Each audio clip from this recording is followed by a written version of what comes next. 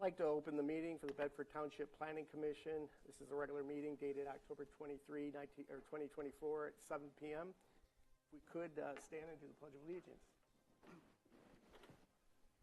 I pledge allegiance to the flag of the United States of America and to the republic for which it stands, one nation, under God, indivisible, with liberty and justice for all. Okay, item 3, roll call. Mr. Andrews? Mr. Trombley? Here. Mr. Steiner? Aye. Mr. Weens? Mr. Lake? Here. Mr. Mahoney? Here. Mr. Andrews is present, and Mr. Helm. Here. Okay, item 4, approval of the agenda. Motion to approve the agenda is submitted. I'll second. Support Mr. Helm. All those in favor say aye. Aye. All those opposed. Okay, moving on to item 5, approval of the minutes from August 14, 2024. Make a motion to approve the minutes of August 14th, 2024. Second. Okay, Mr. Andrews seconds. All those in favor say aye. Aye. All those opposed. Okay, moving on to public comment. Public comment is limited to 3 minutes. And this has not been confused with the public hearing, so if you want to make comments about the ballot language, wait till the public hearing. Is there anybody that'd like to make a public comment? Okay, seeing none, we'll move on. Sorry? Okay, we'll move on. New business. Item A, request for the final site plan approval for North River Villa Phase 2 on parcel number 5802-022-052-21 located on the north side of existing Brookwood Villas on the east side of Jackman Road, north of Dean Road. Ms. Rector? Again, the applicant is for North River Villas PUD, North River Villa Building Company, LLC, 5135 South Main Street, Savannah, Ohio. Contract is for Dave Schmidt. Approximately 34.92 remaining acres, vacant parcel located north of the existing Brookwood Villas and east side of Jackman Road, north of Dean Road. Parcel number 5802-022-052-21. PUD, planned unit development with an underlying zoning of R3, single-family residential. North River Villas is approved for a 136-unit condominium project located off Jackman Road, north of Dean Road. The remaining 34.912-acre parcel has a total of approximately 438 feet of road frontage on Jackman, which provides one means of ingress-egress. However, connection is being made to Phase 1 of the subject property through Foxmore Drive within the Brookwood Villas subdivision off Dean Road. The public hearing for the preliminary concept approval for the request was held where the Planning Commission recommended approval on 9/26/2018, and the preliminary concept PUD plan was approved by the Township Board on 10/16/2018. Due to the time frame, to avoid a lapse in the one-year approval, a reapproval for preliminary concept was granted by the Township Board on 10/1/2019. On 6/15/2021, the Township Board granted a waiver for the stormwater detention pond design requirements, and I did include those minutes. This request is for final site plan for Phase 2. On November 10th, 2021, the applicant requested to amend the number of units and change from 4 phases to 3. At that time, the Planning Commission approved the request. However, due to the lapse in the time frame to amend all the requirements of the approval, the applicant resubmitted on 1/24/2024 for a reapproval with no changes to Phase 1 consisting of 31 units, Phase 2 consisting of 48 units, and Phase 3 consisting of 56 units, which decreased the overall number to 135. A construction route was approved and provided off Jackman Road and shall continue to be utilized and maintained during construction of the site, as all construction development access for the site shall be from Jackman Road and not through Brookwood Villas or Village at Oak Creek subdivisions off Dean. Sidewalks are proposed around the exterior units. Phase 1 Streetlight Special Assessment District was approved by the Township Board on 4/5/2022. The developer will continue to work with Consumers Energy and the Clerk's Department for the phasing on the lights in Phase 2. Municipal water and sanitary sewer is available, and the storm water system and the roads are private.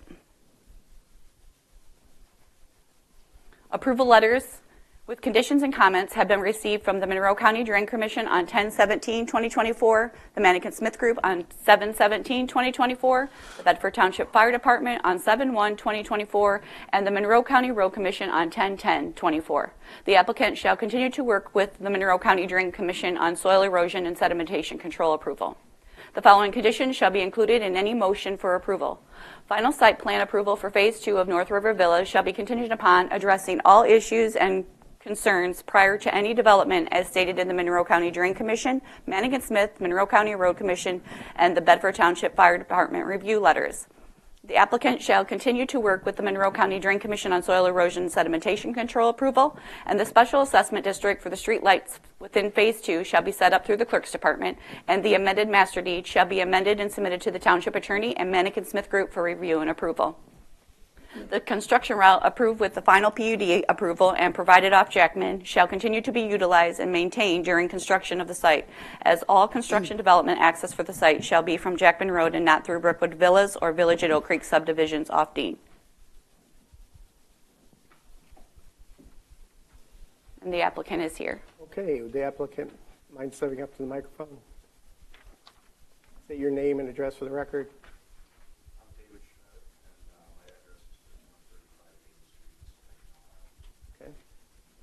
Is there anything you want to add to what Ms. Rector said?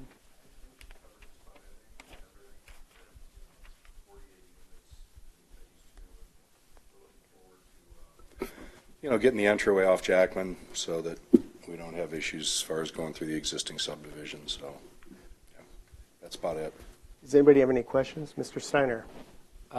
Dave, I know a few of us have been at the previous meetings for your other approvals. Just double checking, I don't think there's anything, but is there any changes whatsoever since the last approval? I don't think there is, according to this. There's not. So we're basically status quo on everything that has been approved.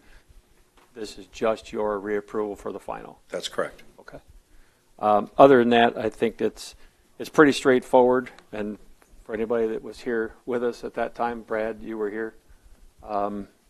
See, Jake or Pat, were you here? I remember him coming up here. Yeah, I thought That so. So I'll leave it up to you guys too. I don't see any differences unless you've got any other questions. Anybody else have any other questions?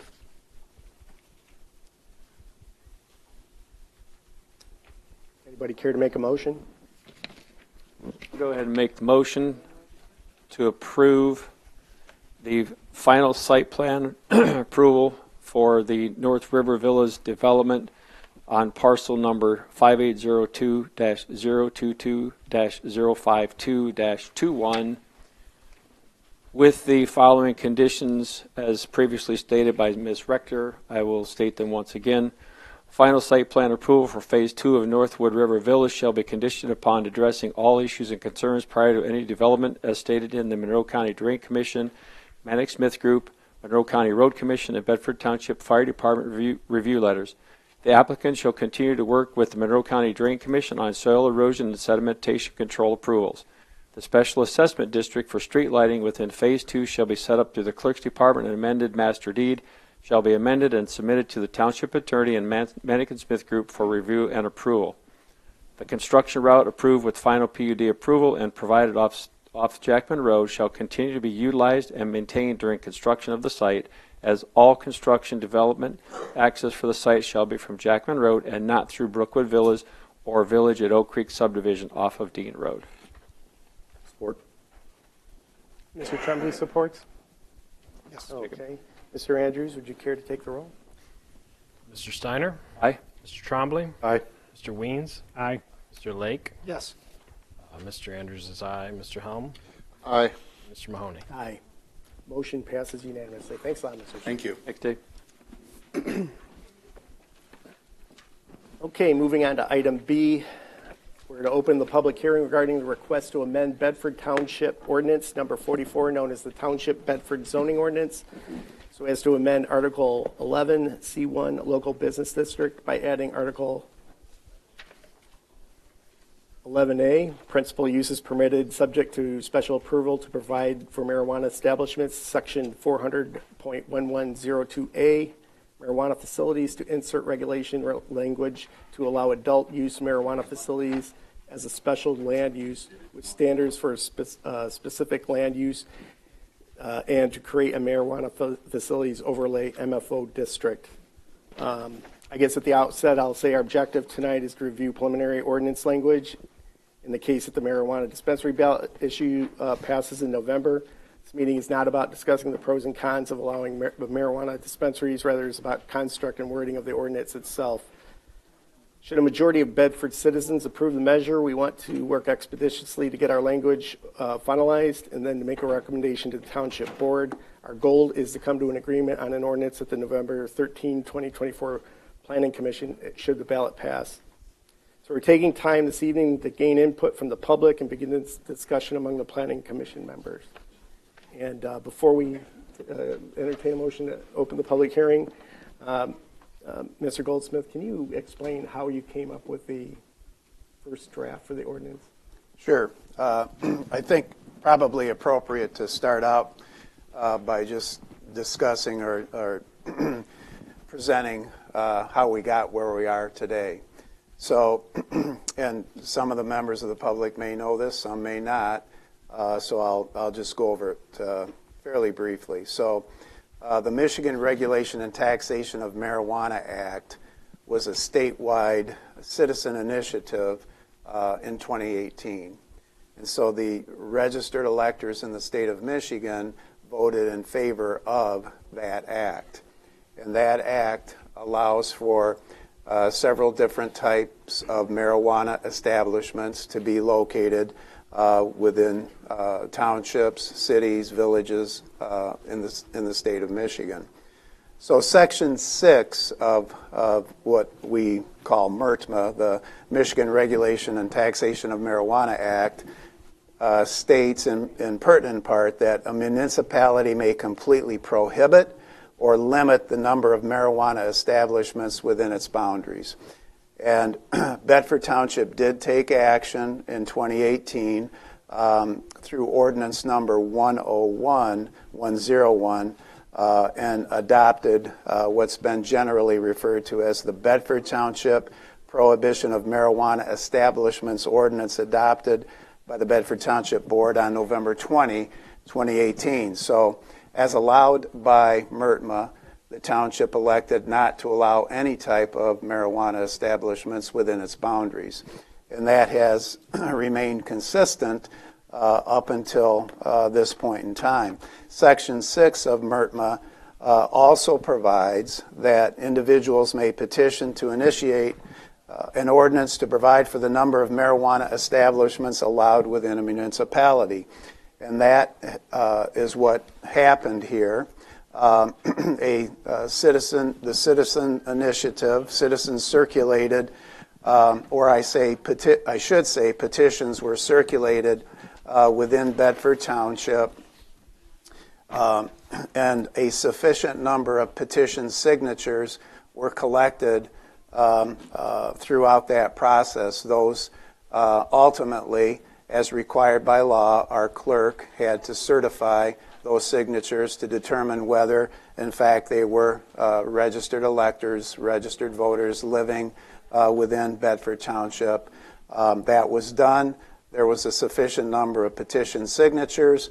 And so now, on the November 5th ballot, we have a citizen initiative that the people of Bedford Township will vote for.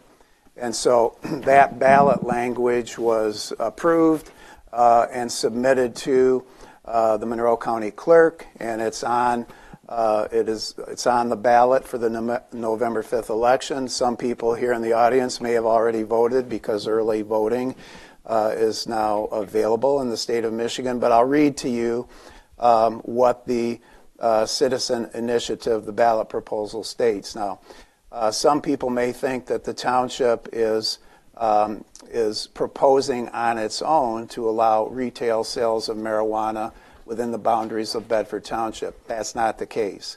This is before the electorate because of the citizen petition drive. And if the people of Bedford Township, the registered electors of Bedford Township, vote in favor of, or yes, in favor of the citizen initiative, then there will be up to 5 retail marijuana establishments allowed in Bedford Township.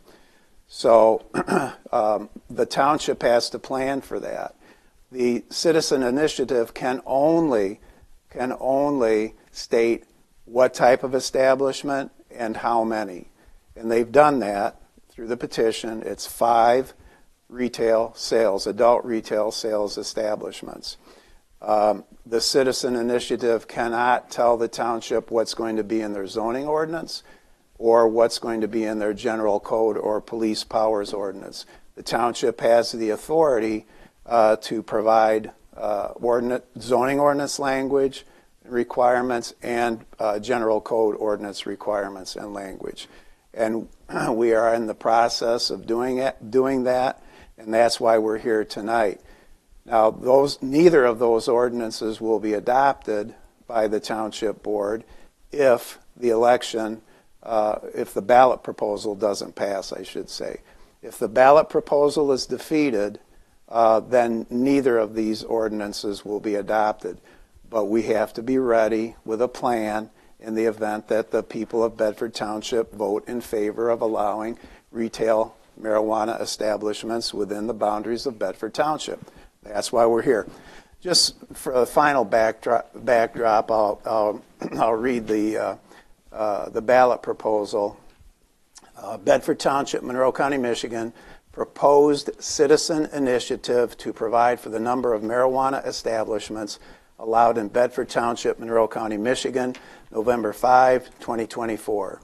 The proposed citizen initiative, if approved by the registered electors of Bedford Township, Monroe County, Michigan, would effectively repeal the current Bedford Township prohibition of marijuana establishments ordinance number 101, adopted by the Bedford Township Board on November 20, 2018, which prohibits any adult use marijuana retailer establishments within Bedford Township and would provide for a maximum of 5 adult use marijuana retailer establishments allowed within Bedford Township, Monroe County, Michigan.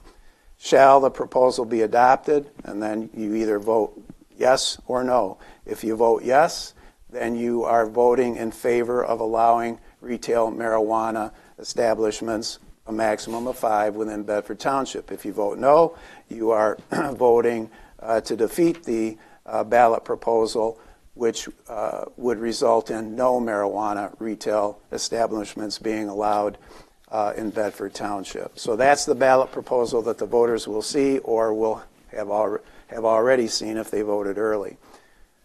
So Pat, you said, how did this document get in front of the Planning Commission? So this is a zoning ordinance amendment. And part of the plan of being prepared and being ready for retail marijuana establishments is for the township, for the elected officials of the township to decide where those establishments should be located. Thus, the proposed overlay district, which would limit those establishments to a specific geographical area within Bedford Township, and that is part of this zoning ordinance amendment. And then there are the other regulations that you'll see within the zoning ordinance amendment. The Zoning Enabling Act of the State of Michigan, for any zoning ordinance or amendment to a zoning ordinance, requires a public hearing. That's why we're here tonight. That gives members of the public the opportunity to stand up and tell the Planning Commission what they perceive to be the issues with respect to this zoning ordinance amendment. You'll probably hear from people who are opposed to the sale of marijuana in Bedford Township. You'll probably hear from people who want to see marijuana sales in Bedford Township. And more particularly, I think you're going to hear from people that have an opinion on where that should be permitted, where that should be located. But from a public health safety standpoint, the planning department and I put together this ordinance for your review. And as you know, and maybe some of the members of the public don't know, You are an advisory board only. And that's not to diminish your responsibility. It's very important because you're a very integral part of this process. And you can suggest changes to the planning department that you believe would be in the best interest of the township. So very important, your input in this. But ultimately, and it may not be tonight, ultimately, we'll do the public hearing tonight, ultimately you will make a recommendation to the township board to either recommend adopting the zoning ordinance amendment or to recommend not to adopt the zoning ordinance amendment. Then it goes to the township board.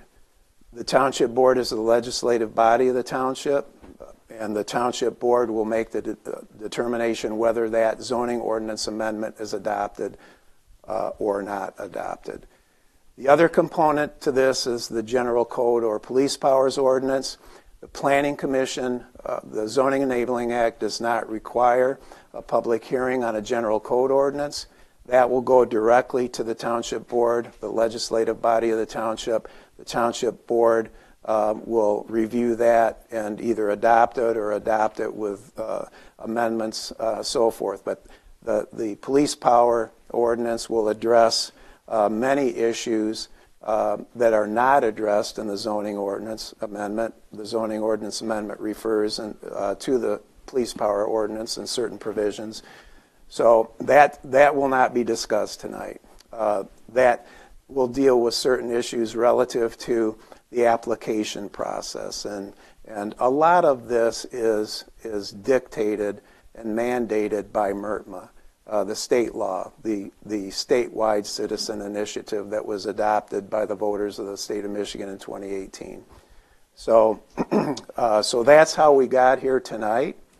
That's how this proposed ordinance was put together for your review, comment, consideration, and we'll hear from members of the public. So I probably have gone on way too long, but that gives you, I think, a pretty good general. Comprehensive for sure.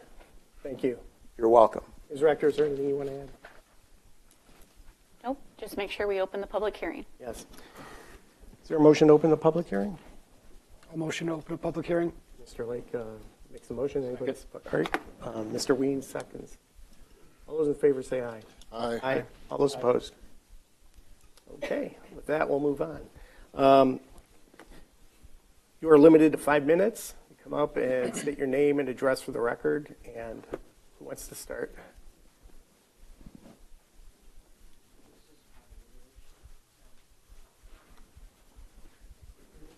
Oh, Ms. Keene, okay. In line. Gail Kane, 1056 West Temperance. This issue illustrates just how messed up our government is. We have a federal level, it's illegal. The states claim that individual laws and within their boundaries are varied rights and options per counties, townships, or village entities. Once again, Bedford Township is taxed with setting up a set of guidelines to appease their masses. If the issue on our ballots passes, what worries me again, without regard for the communities that surround us, they plot a plan to dump our trash onto the doorsteps of these unsuspecting neighboring communities and their way of life. I'm not sure who was on the committee. I do know they reached out to other areas, tried to get information, and I'm not positive what the actual laws are by the state. But I have concern with what limited time I had to read this stuff on the table. Our Section 3 and other red printed areas, such as the number, which I know is on the ballot, and how we select who gets the permits, really concerns me. I am opposed. The area is far too large. That area is already plagued with blight and questionable businesses, and adding another vice, an evil vice, even if new construction, will not be a benefit to the area or to the people that live near it. This plan gives favor to those who came into our community and bought property to be used to sell their drugs, and to take advantage and to monopolize any others who wish to do the same because they can't or don't want this type of activity in their backyards. These greedy opportunists, not satisfied by saturating our towns with liquor stores and vape shops, now propose to stuff their pockets with money by selling marijuana drug paraphernalia. It is sad that these types of activities are perceived as acceptable in attaining the American dream. Their profits will not be put back into the communities they infest. We all know the government will get theirs first, and under the current reign, it will find its way first to Detroit, Flint, or Grand Rapids. Additionally, if the people of this township vote this in, then put it where it is in the midst of our people, of our residents. I hear the DDA is looking for new business. The DDA is a smaller district, already protected with the sheriff's flock cameras and excess traffic control devices, and could enable the township to have a greater control of the crime that will come. Given all these factors, I am asking the Planning Commission to seriously reject this plan. We know the group of people have big money and deep pockets and will use intimidation, will file lawsuits, and will manipulate the plan through the BZA in order to get their way at no cost to us. We will have shops popping up like mushrooms all over the township. The best way to avoid this is for the resident of this township to send a clear message by voting no in the upcoming election. Thank you. Thank you, Ms. Keene. Anybody else? Please just step up. Line. How are you guys? Ermal Mandia. I'm an attorney here in Michigan. 2000. Sorry, can you speak into the microphone? Sir, Ermal Mandia. I'm an attorney here in Michigan. 2000 Town Center, Suite 1750, Southfield, Michigan, 48075. I'm here today because I understand why you guys are doing what you're doing. You're protecting your residents by having something prepared and in place should this ballot go through. I think everyone here who's against it and everyone else in the township needs to vote to not let it go through. But what they're doing is trying to protect, because if the ballot does pass, they'll have no choice. And if they don't do anything, then it's going to be anywhere. It can be anywhere. And that's what the law is in Michigan. And that's not just MERTMA. That's the zoning ordinance. It's a Michigan Zoning Enabling Act. So I'm here to ask you, what I'm here to ask you is for guys like Ron, right? And guys like who have shops on Telegraph on the wrong side of the road, okay? Delineating, for what we've seen in the zoning map, delineating one side of Telegraph versus the other, it almost doesn't make sense, you know? And guys like Ron, if this does pass, if you guys can't stop it or you don't stop it and you don't go vote to make the stop, it will pass. And if it does pass, it doesn't make sense for guys who've been here, who took a blighted property decades ago. How long ago was it? A long time ago, and turn it into something, you know, beneficial. Who, you know, has an offer, may have an offer to not make something from it. You know, so I understand why you're doing what you're doing. I don't think it's wrong. I think if you do nothing, it's wrong. But I think you should allow the other side of Telegraph the opportunity as well in that area. It doesn't make sense to have the right side versus the left. That said, you know, the people who will come here will be people from Ohio for the most part who will buy marijuana and drive back across the border. That's a reality. That's not. I'm not going to sugarcoat it, because that's who the market in this area. That's who it's going to. That's who's buying it and bringing it back. They're going to come, transient, and leave. I don't know how much crime there'll be. Maybe the sheriffs might be a little more aware of that. Downtown's not a good area. There's really no good area to do it here. But if you can't stop it, I understand why you're doing what you're doing. I would ask you consider just to allow the businesses on the other side to be in that zone as well. So people who are from here, who have spent time here, who've done the right work to develop their businesses and fix blighted properties years ago, can benefit if this does happen. But I implore everybody here to make it stop. Vote. Please don't let this happen. Thank you, guys. Thank you.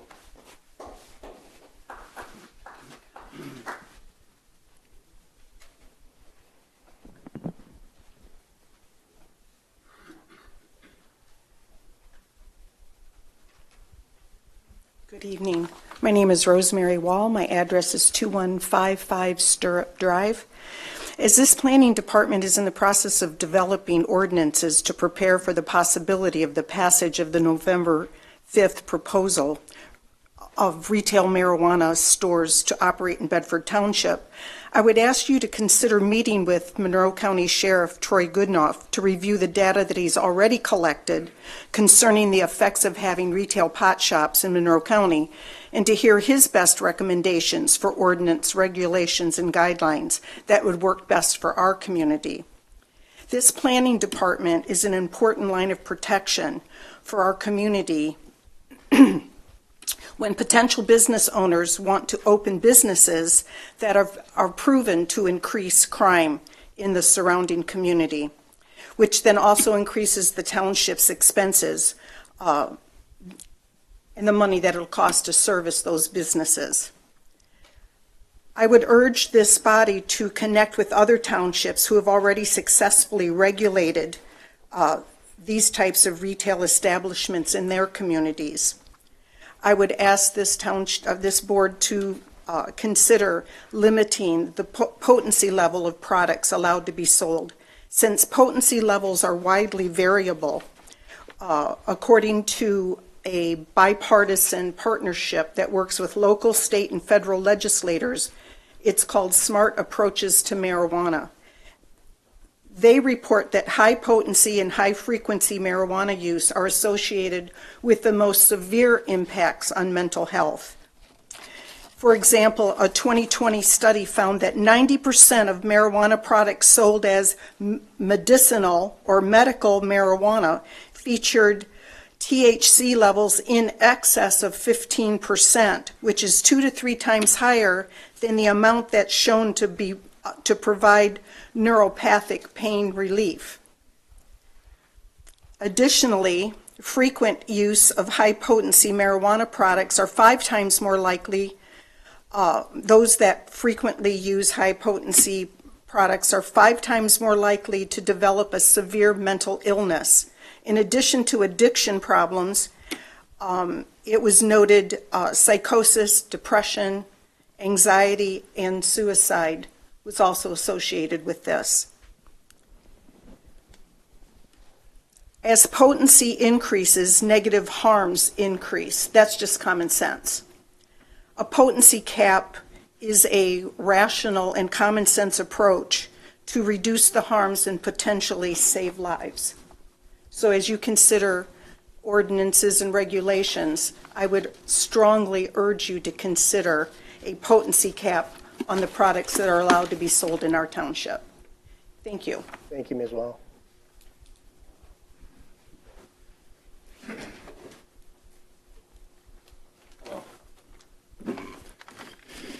Thank you for giving me the opportunity to speak today. My name is Chris Chindo, and I live at 6534 Pembridge Hill. I'm here to discuss an important proposal for the future of Telegraph Road and Bedford Township. This proposal is about following the successful examples set by our neighbors in Monroe Township. Improving a neglected area, creating new opportunities for our residents, and ensuring a brighter, safer future for our community. As we all know, Telegraph Road has earned a reputation over the years as a place that people avoid. The motels and other businesses along that corridor have unfortunately become associated with issues like assaults, overdoses, and even human trafficking. These problems not only make the area feel unsafe, but they are a drain on our local law enforcement resources, stretching them thin.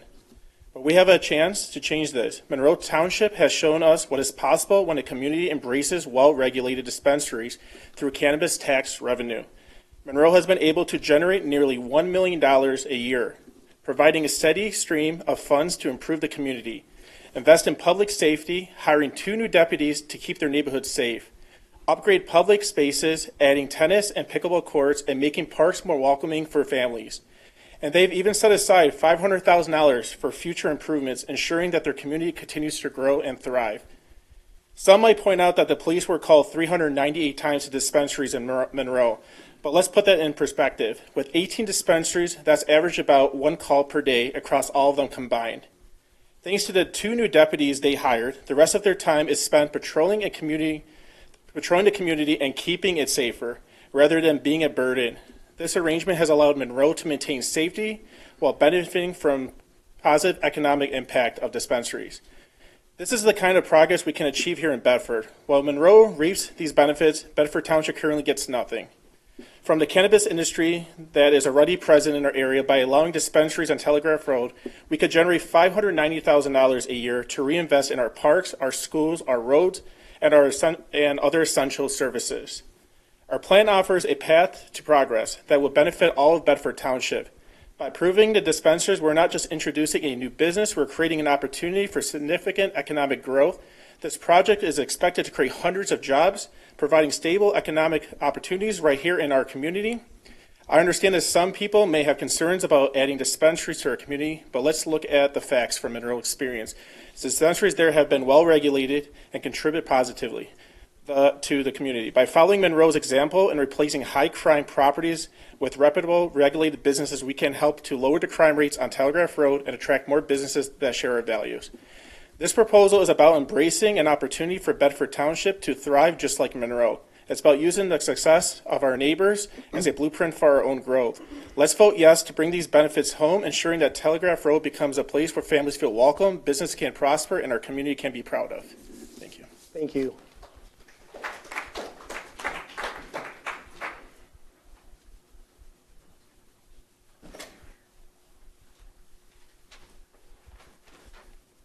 Good evening, everybody. Jason Jindo, 7698 Watford Drive. My name is Jason Jindo. I'm a local businessman. I've proudly been a member of this community for 14 years. Over the years, I've seen challenges and opportunities in Bedford Township, and tonight I'm here to speak in support of the initiative that I believe brings positive change to our community. The proposal is to establish a regulated zone for up to 5 dispensaries along Telegraph Road. For years, the motels along Telegraph Road have been a hotspot for serious crime. With over 400 police calls in the last 3 years alone, our sheriff's office has responded to incidents including assaults, robberies, shootings, suicides, drug overdoses, prostitution, and even human trafficking. These crimes not only drain our law enforcement resources, but also pose a serious risk and safety to our residents. We all want a safer Bedford, and it's clear the current situation along Telegraph Road isn't working. Our community needs a change. Our proposal is to replace the crime-prone motels with a zone that allows for up to 5 regulated dispensaries. Unlike unregulated businesses, licensed dispensaries operate under strict security protocols. Dispensaries bring accountability and oversight, reducing the potential for illegal activities in the area. By creating buffers and restrictions, we are ensuring these establishments are confined to a specific area on Telegraph Road, far from schools, far from parks, and far from neighborhoods. In addition to improving safety, this initiative has the potential to create over 300 high-paying jobs for local residents. An average salary in the cannabis industry is around $68,000 per year, providing stable, well-paying employment for our community members. This could be a game changer for many families in Bedford Township. Furthermore, the tax revenue generated from these dispensaries could support vital community services, from public safety to infrastructure improvements to educational programs. We named our campaign Make Telegraph Great because we believe in the potential for this corridor to become a thriving business district, a place that serves the community rather than drain it of its resources. By supporting this initiative, we have the chance to transform Telegraph Road from a corridor plagued with crime into a beacon of growth and opportunity for all of Bedford Township. I ask you to imagine Telegraph Road that is safer, more prosperous, and filled with responsible businesses that respect your community's values. This proposal is more than just a change in policy. It's a step forward for a better future for all of us. Let's come together, vote yes on this initiative. Let's make Telegraph great and create a Bedford we can all be proud of. Thank you for your consideration. Thank you.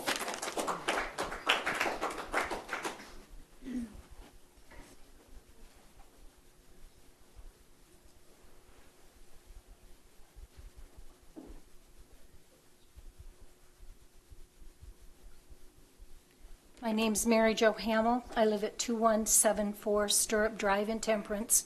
I just would like to make some comments of the speakers that just spoke up. paint a very rosy picture of what our community could do with pot shops. But I'm telling you, we met with Sheriff Goodenough. His recommendation was this is not a good thing for Bedford. Crime raises up. For every dollar that we get from taxes, we spend $3 to $7. That's what Monroe has done. Their crime has gone up, robberies, traffic violations, people driving under the influence. There is a lot more to this than the rosy picture these gentlemen would like to paint. So I would like to ask this board, as you are considering your ordinances, would you please consider restricting in as much as the law will allow so that the impact on our Bedford community will be minimal? This has been a family community for a long time. When you open the doors to this kind of business, he's right, Toledo's going to flood this place, but unfortunately they just don't buy and leave. They buy, they get high, and they hang around and commit crimes. So please, at least, talk with Sheriff Goodenough, ask him for his recommendation. He has the statistics to back it. Thank you.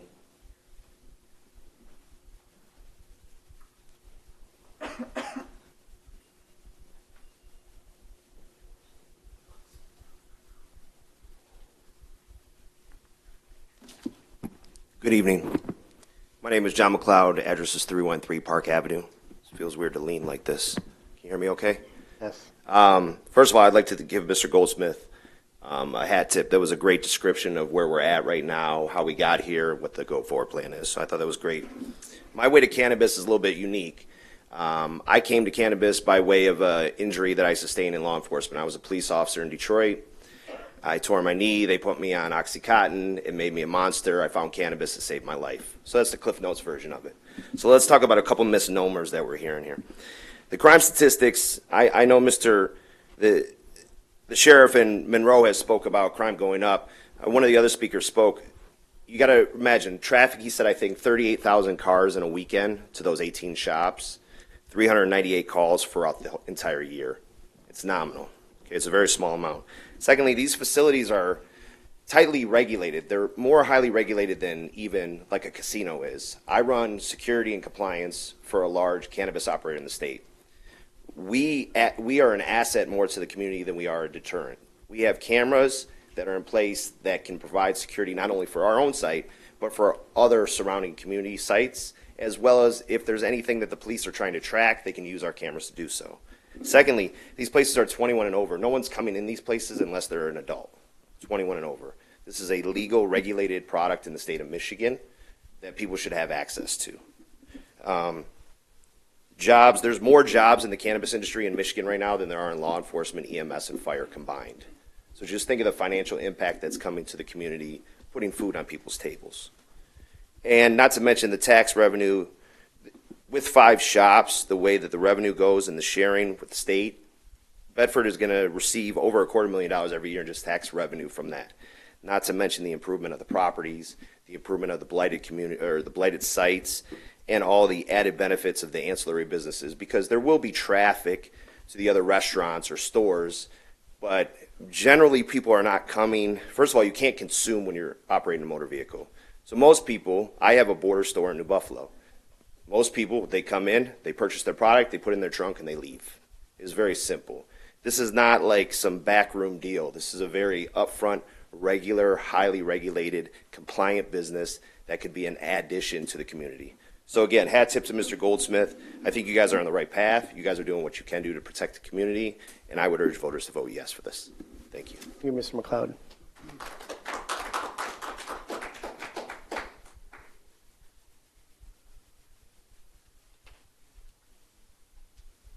Anybody else?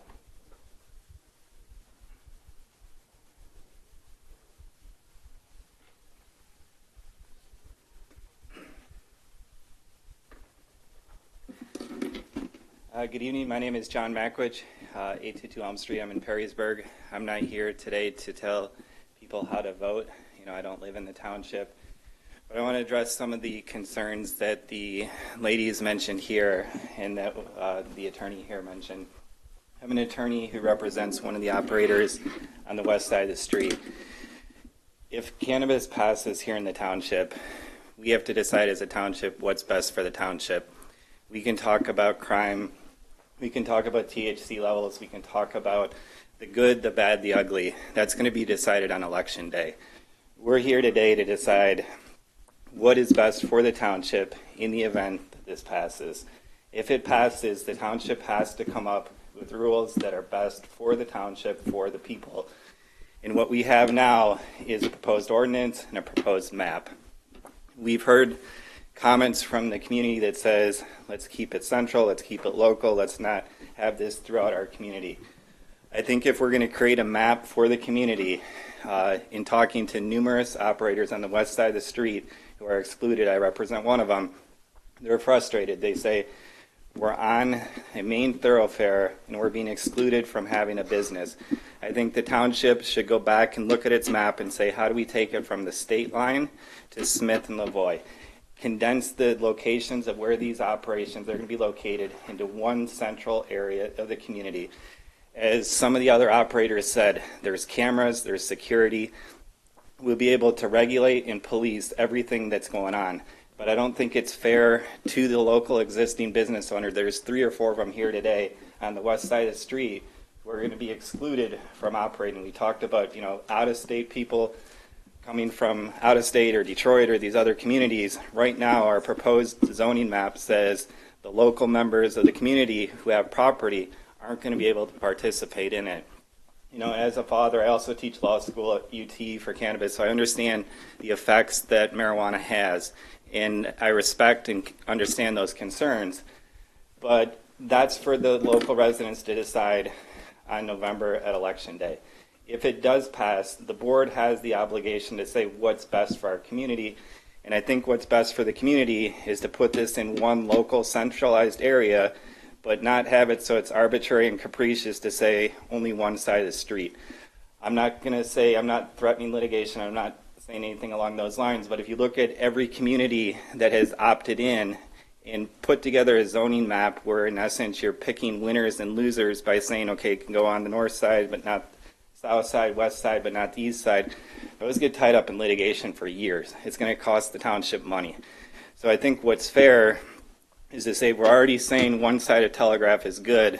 Let's look at the other side. Why isn't it? It's not residential on that side of the street. Those are all existing business owners. And if you go to every one of those business owners, I don't want to speak for everyone, but a vast majority of them, I've talked to them, most of them are here today. They want to be part of this process. They want to use their business either to lease it out or to operate. So my recommendation and suggestion respectfully to the board is to say let's amend the map so include both sides of Telegraph. Thank you.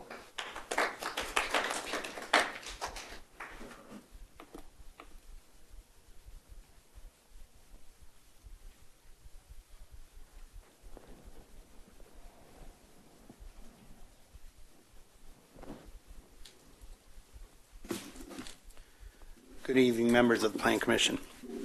My name is Jim Sayed from 6339 Telegraph Road.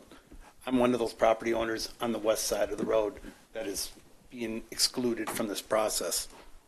I sent out an email and it's been circulated to folks outlining the reasons why this area should be condensed from the state line to Smith. People that enter the township can grab their products and leave.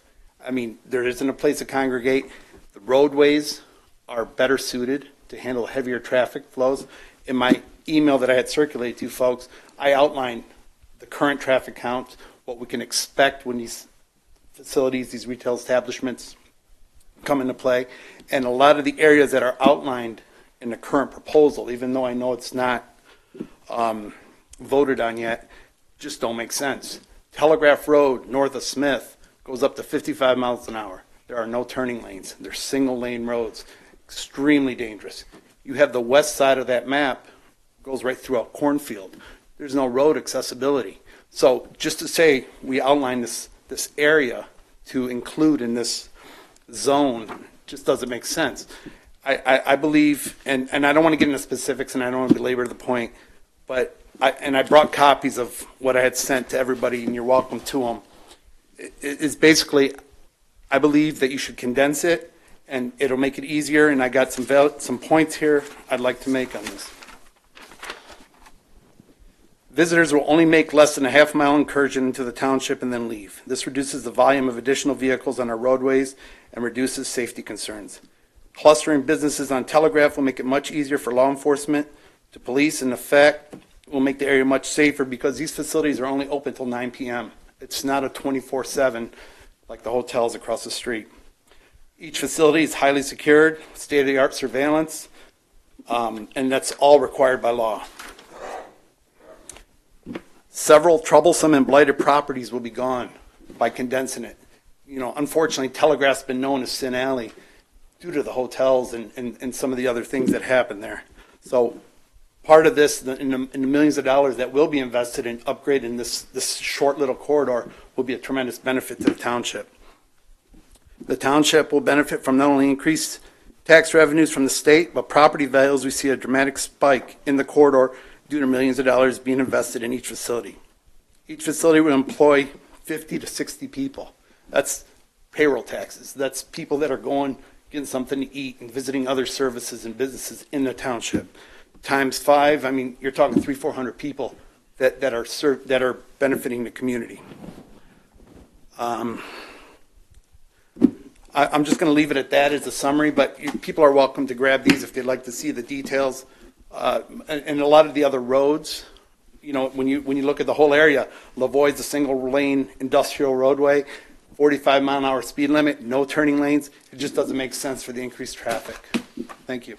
Thank you, Mr. Sayed. Can you take your copies with you? I'll leave them on the table. You can send them right over there. Thank you. Yeah, thank you.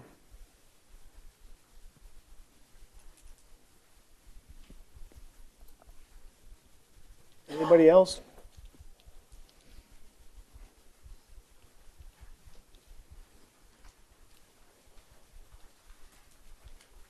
Gail Kane, 1056 West Temperance. I know I can speak again as long as there's no one else that wants to speak. I have a concern with some of these people not giving their cities, and they're using their business addresses versus their home addresses. So I would appreciate that be made and the record corrected so that we have reference when we go back to read through these minutes. I have to give my home address. I have to worry about what could happen to me because I dare to speak tonight. So I think it's only fair that those that gave business addresses get up here and fix it, and those that are using just their streets, which we know don't exist in this town, should also come up and correct it. Thank you. I'll say I agree, and I apologize for not asking for the full address. Would everybody who spoke mind giving Katrina your city too? I would really appreciate that. Anybody else would like to speak?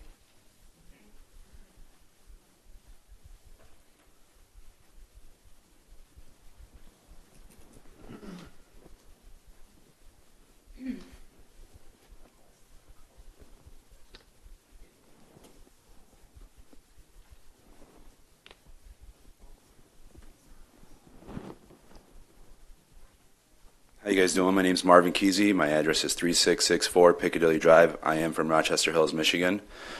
And I'd like to thank the board for being here today. I see that you guys have done a great job to the attorney and drafting this and taking a good look at it. But I am an operator. I do operate in the city of Utica. I run a very successful retailer there. I do a lot in that community.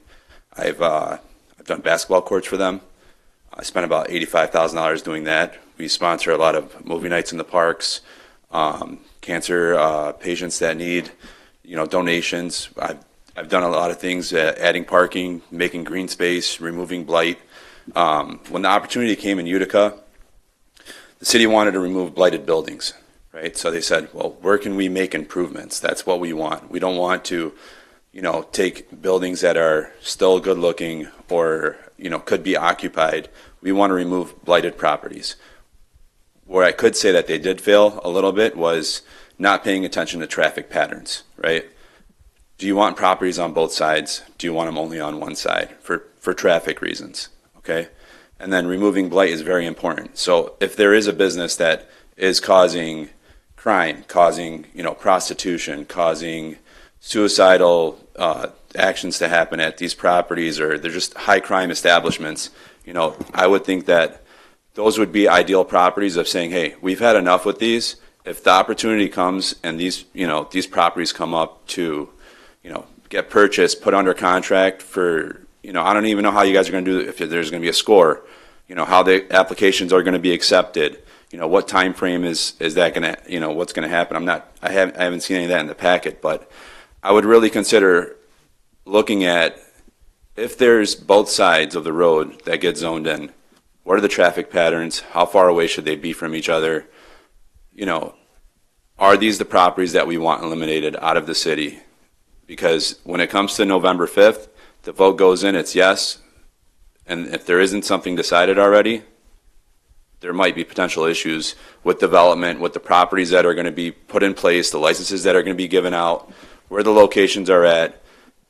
Are we actually solving the issue on Telegraph Road if this gets voted yes? Are we removing the blighted properties that need to be removed or the businesses and building new development that are well lit? There's cameras, they provide their own security. I employ 75 people out of one location, and my building's only 4,800 square feet. So we see around a good amount of people per day. Traffic patterns are important, and I eliminated 2 properties. I eliminated 2 blighted buildings. The city's very happy. We've changed the look of Hall Road and Van Dyke. You guys are more than welcome to reach out to that city. They're very happy with the cannabis industry being involved in that community. We've done more in that community than major corporations like Sam's Club, Dave & Buster's, or anything else. So I just want to say I don't want the cannabis industry to be looked as, people are just trying to come into the industry and capitalize on making money and selling product. We're very regulated. We follow the rules. There's a metric system put in place, the POS system. The state audits us all the time. We have an AFS review. They come and they do monthly checkups. Now as of October 1st of 2024, they're allowed to come into your shop and just audit everything that they want. And we're okay with that because we're compliant. And that's how we run our business because we're a highly regulated industry. But I just want you guys to know the properties that are blighted properties, traffic patterns are very important when making the decision of choosing this map. So I appreciate it. Thank you. Thank you.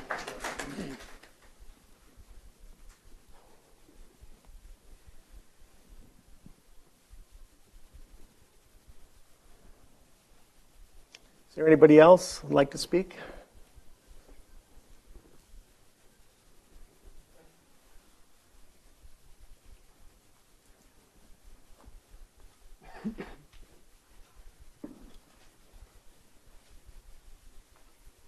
Hello, my name is Ronald Raymond. I operate a business on 6401 Telegraph Road. What's your address? 13090 Strasburg Road. What city? LaSalle, Michigan. That's my home address, and then, like I said, I operate a business on Telegraph 6401.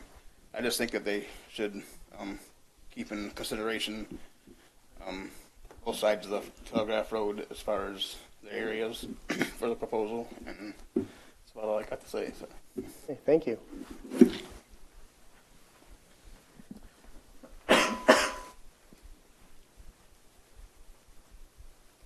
Ken Gagne, 8311 Lambert Street, Lambertville, Michigan.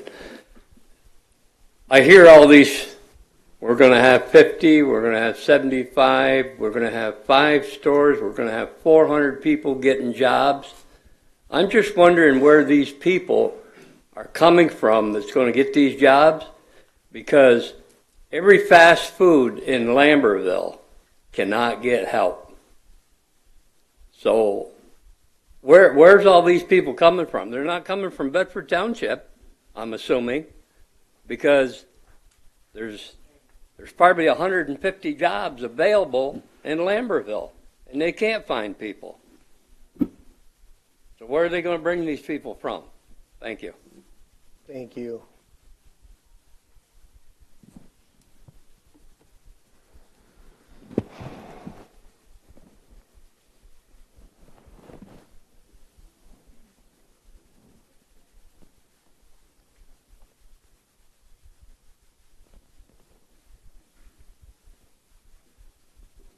Comer Pete Carey, 1024 Borg Avenue, Temperance.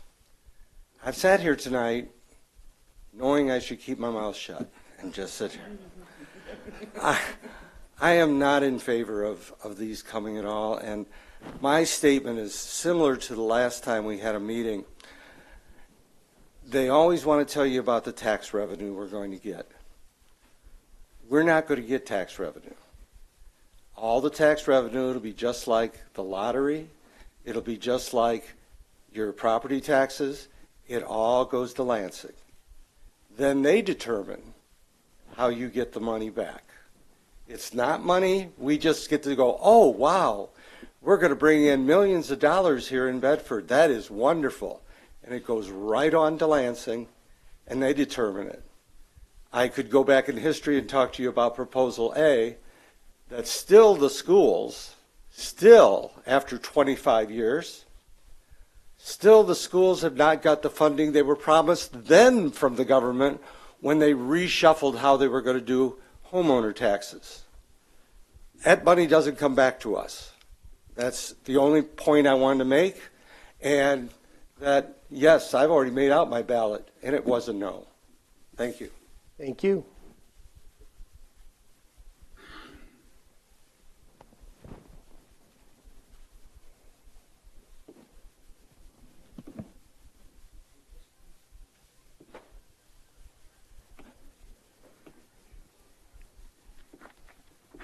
Anyone else?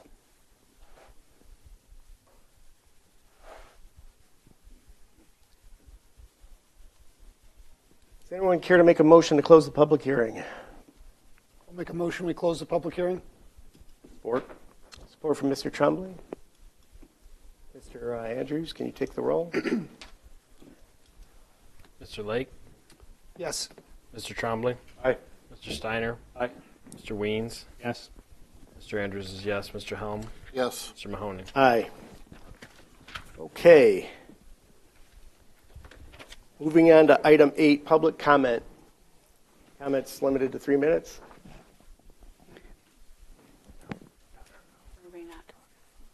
Ms. Rector?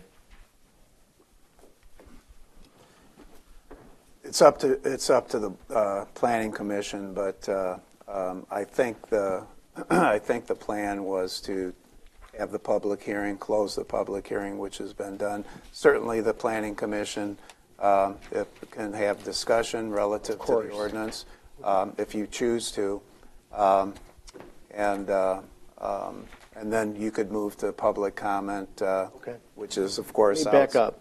pretty much heard from the public, but somebody might want to comment. So, Mr. Goldsmith, I'm going to put you back on the spot for us a little bit. Why not? Okay, you're good at doing that, Rick. I know it. I've had a lot of practice over 25 years. That's right. So I have heard a lot of things from the audience tonight. Some people were here to say they wanted the proposals. Other ones say they don't want it. It is, as you stated, another attorney in the audience said, this is not about whether you're for or against. What this is it's a common sense approach to taking a Bedford Township ordinance and amending it accordingly in the case that the proposal for marijuana sale in Bedford Township does pass. So what I'm going to ask you, Mr. Goldsmith, is a couple of scenarios that might help the board a little bit here. So obviously, if the proposal does not pass, there's nothing that we need to do at that point. That's correct. Okay. The township board will not vote on either the zoning ordinance amendment or the general code or police powers ordinance. Right. So the second portion of that is a recommendation from this board, and I think it was appropriately stated again by some people in the audience and attorneys, that by us taking this task on, this is in the scenario that the proposal does pass. This is to put it in the right footprint within Bedford Township, put in the right restrictions to protect the people in Bedford Township the best as possible, and also protect the businesses that if they are here. So the question is, in the scenario that says, and we're ahead of the vote on this, so we're sort of almost like a catch-22. So if this commission decides that they don't want to come up with a proposal that for the ordinance that we agree on to submit to the township board, that basically means we're not in support of making any changes, if that happens. So the township board then is stuck in the middle at that point, that if there's no recommendation to make a change, if the proposal does pass, the township then doesn't have anything to vote on at that point from this commission as a recommendation. But then the township is obligated to do something. Now, does that mean since there was nothing brought forward to make a change, that there will be no change and the vote proposal that went yes is like a free-for-all? And I want to have that explained to this board, because when it comes to voting on doing something or not doing something, I don't want anybody to make a wrong assumption because of what gets transferred to the township board to vote on. Sure. Those are all very valid points, Rick. So let me try to dissect it. First of all, I am going to push you to make a recommendation one way or the other that will go to the township board. Not tonight, and you can do that at another meeting if you so choose. But I'm going to push you to make a recommendation one way or the other. If you don't make a recommendation one way or the other, the township board is the legislative body, and the township board has the authority to adopt a zoning ordinance amendment, whether you make a recommendation or not. You could choose not to make a recommendation. I don't think that's good governance. That's not what you're here for. You're charged with a responsibility statutorily as the Planning Commission to conduct a public hearing. You've done that, and then to make a recommendation to the township board. There have been suggestions made tonight by members of the public in terms of the overlay district. Consider that. Discuss that. Decide what you want to do. You may want to direct the planning department to make changes to that. There were reasons why both sides of Telegraph Road were not included. Principally because on the west side of Telegraph Road, there's a manufactured home community. And the reason the planning department looked at that, there would be an insufficient setback between a marijuana retail facility and where people in this community live. So what do you tell those people? That we don't care about them? I'm just suggesting the thought process that went into it. There was a rational relationship to a legitimate state interest not to include the west side of Telegraph Road. Now, people can make a compelling argument as to why it should be, but there's another compelling argument as to why it shouldn't be. And when you have competing land, it always comes up. When you have competing land uses and separation distances and setbacks, there's always a lot of very good discussion as to what should happen. So I'm wandering off from the question, so I'll come back into my lane here, okay? So I'm going to push you to make a recommendation, and then I'm going to push the township board to take action on a zoning ordinance amendment that will come before them as well as the general code ordinance. I think, Rick, where you were coming at here is you have an obligation to do your job here. You got to do it, and you got to make a recommendation. I'm putting it in very simple terms. Review it, discuss it, dissect it, tell us, I don't like this, let's consider this, let's do it, let's have at it. Again, it doesn't have to be tonight, it can be at your next planning commission meeting. You've satisfied a statutory obligation to conduct the public hearing pursuant to the Zoning Enabling Act. But Rick, you're right, if we just sit here and we do nothing and we learn after November 5th, when the election results are certified by the County Board of Canvassers in the state of Michigan, that the people of this township decided they want cannabis in this township, we better be prepared for it. Because if we're not, you're right, it will be a free-for-all, and you're going to have it in areas where you don't want it. So make sure you put it in an area that makes sense for Bedford Township, and that makes sense in terms of the protection of the public interest of Bedford Township, and that has a rational relationship to a legitimate state interest. Okay? I mean, Phil, that's exactly what I was looking for you to say, but that way everybody is familiar with what this commission is tasked with. And it makes no sense for us to walk away without something on the table to present to the township board. And for those that don't know, I am the liaison to the township board. So I also help carry the messages from this particular body over to the township board when they meet on the subjects that go before them. And I just wanted your assistance to help me clarify what you just eloquently said. And that way this commission also knows the same thing. Mr. Andrews? Further question to you, Mr. Goldsmith. So one possible outcome of tonight is there's enough discussion and enough comment, enough markups to this as proposed that we need to table this. Maybe have the planning department and yourself take another pass and come back, re-adjourn. Is there, from a legal sense, a time frame, or does the clock start upon certification of the election from day one? Can facilities be implemented? Or is there a time frame post-election that we would have, the township board would have to finalize the ordinance? I want you to have this task completed either before November 5th or within a short period of time after November 5th.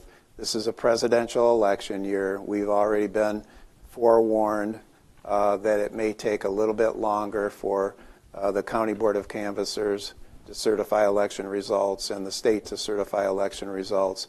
But you better be prepared, and the township board better be prepared to adopt an ordinance before that happens. So if I think what Jody may have in mind, and she can speak to this, is that you've got a lot of food for thought in front of you. And then our next planning commission meeting is November 13th. That is correct. And I want you to be prepared to make a recommendation at that time. Well, if you tell us, hey, we'd like you to look at this, this, and this, and let's take another pass at this, then let's do it on the 13th. But let's be prepared on the 13th to make a recommendation so that the township board can take it up when appropriate. So the 13th, and so that's really pressing the envelope in terms of the time when we want to have this ordinance adopted. If we have discussion tonight, I would like the commission to have some discussion, maybe go through some of the sections, get some input, and then we can amend the language again when it comes back so we have a clear understanding of where your direction is looking, and it will give the public and the business owners more of a clear direction of what they're also looking at. I would like it then to be tabled to the 13th, November 13th meeting, but I agree with Mr. Goldsmith. At that meeting, we do need to be prepared to make at least a recommendation. I don't know if the election will be certified by then, but that leaves 2 township board meetings before the end of the year, and I don't know what the time frame is. So there would be one meeting in November and then a meeting in the beginning of December for it to go to the board. I wouldn't even be opposed to having a special meeting of this body. I'd actually be in favor of it. I know that costs money to do, and sometimes it's hard to organize. You're all busy.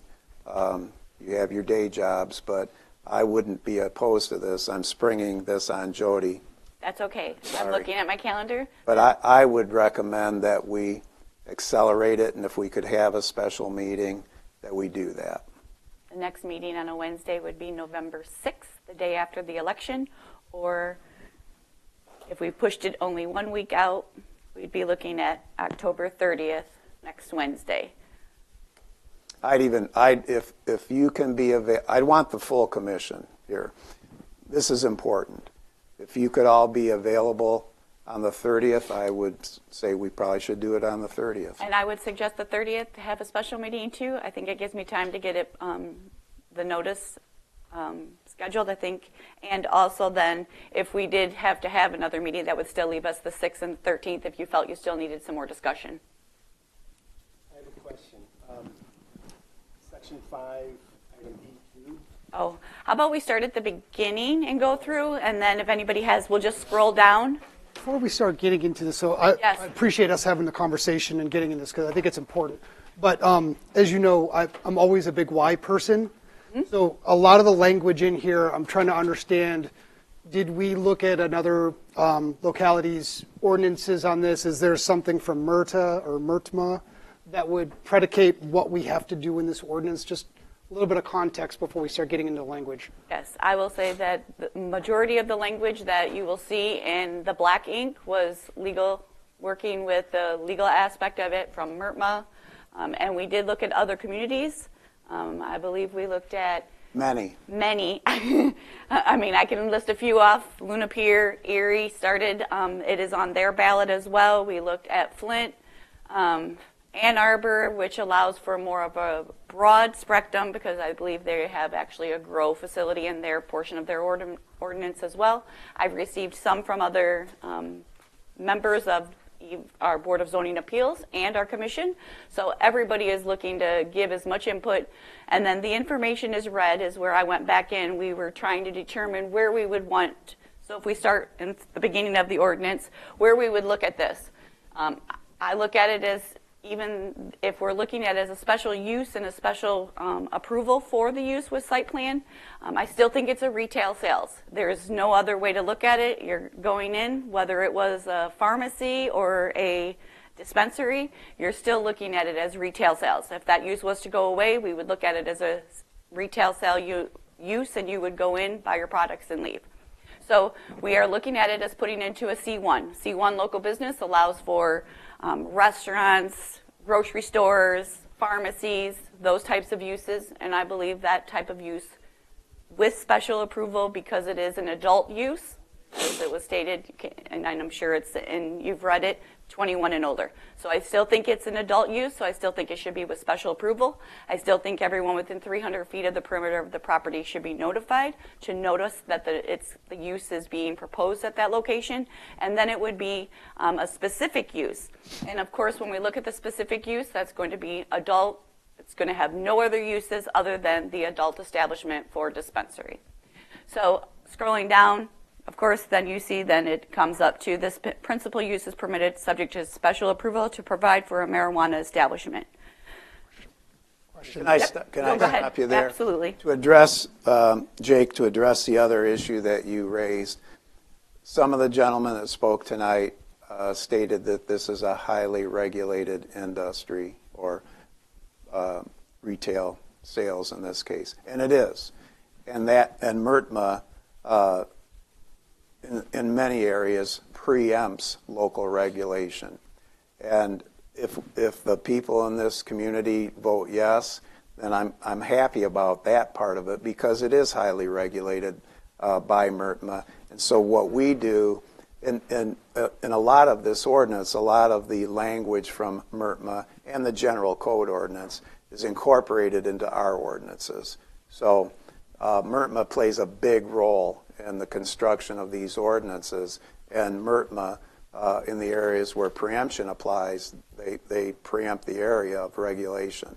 So I just wanted to address your other question. Along with the question I wanted to ask, this 1,000-foot within a residential area, that wasn't us creating that. That came from the law itself. Right? Well, that came from a proposal that the Citizen Initiative set forth.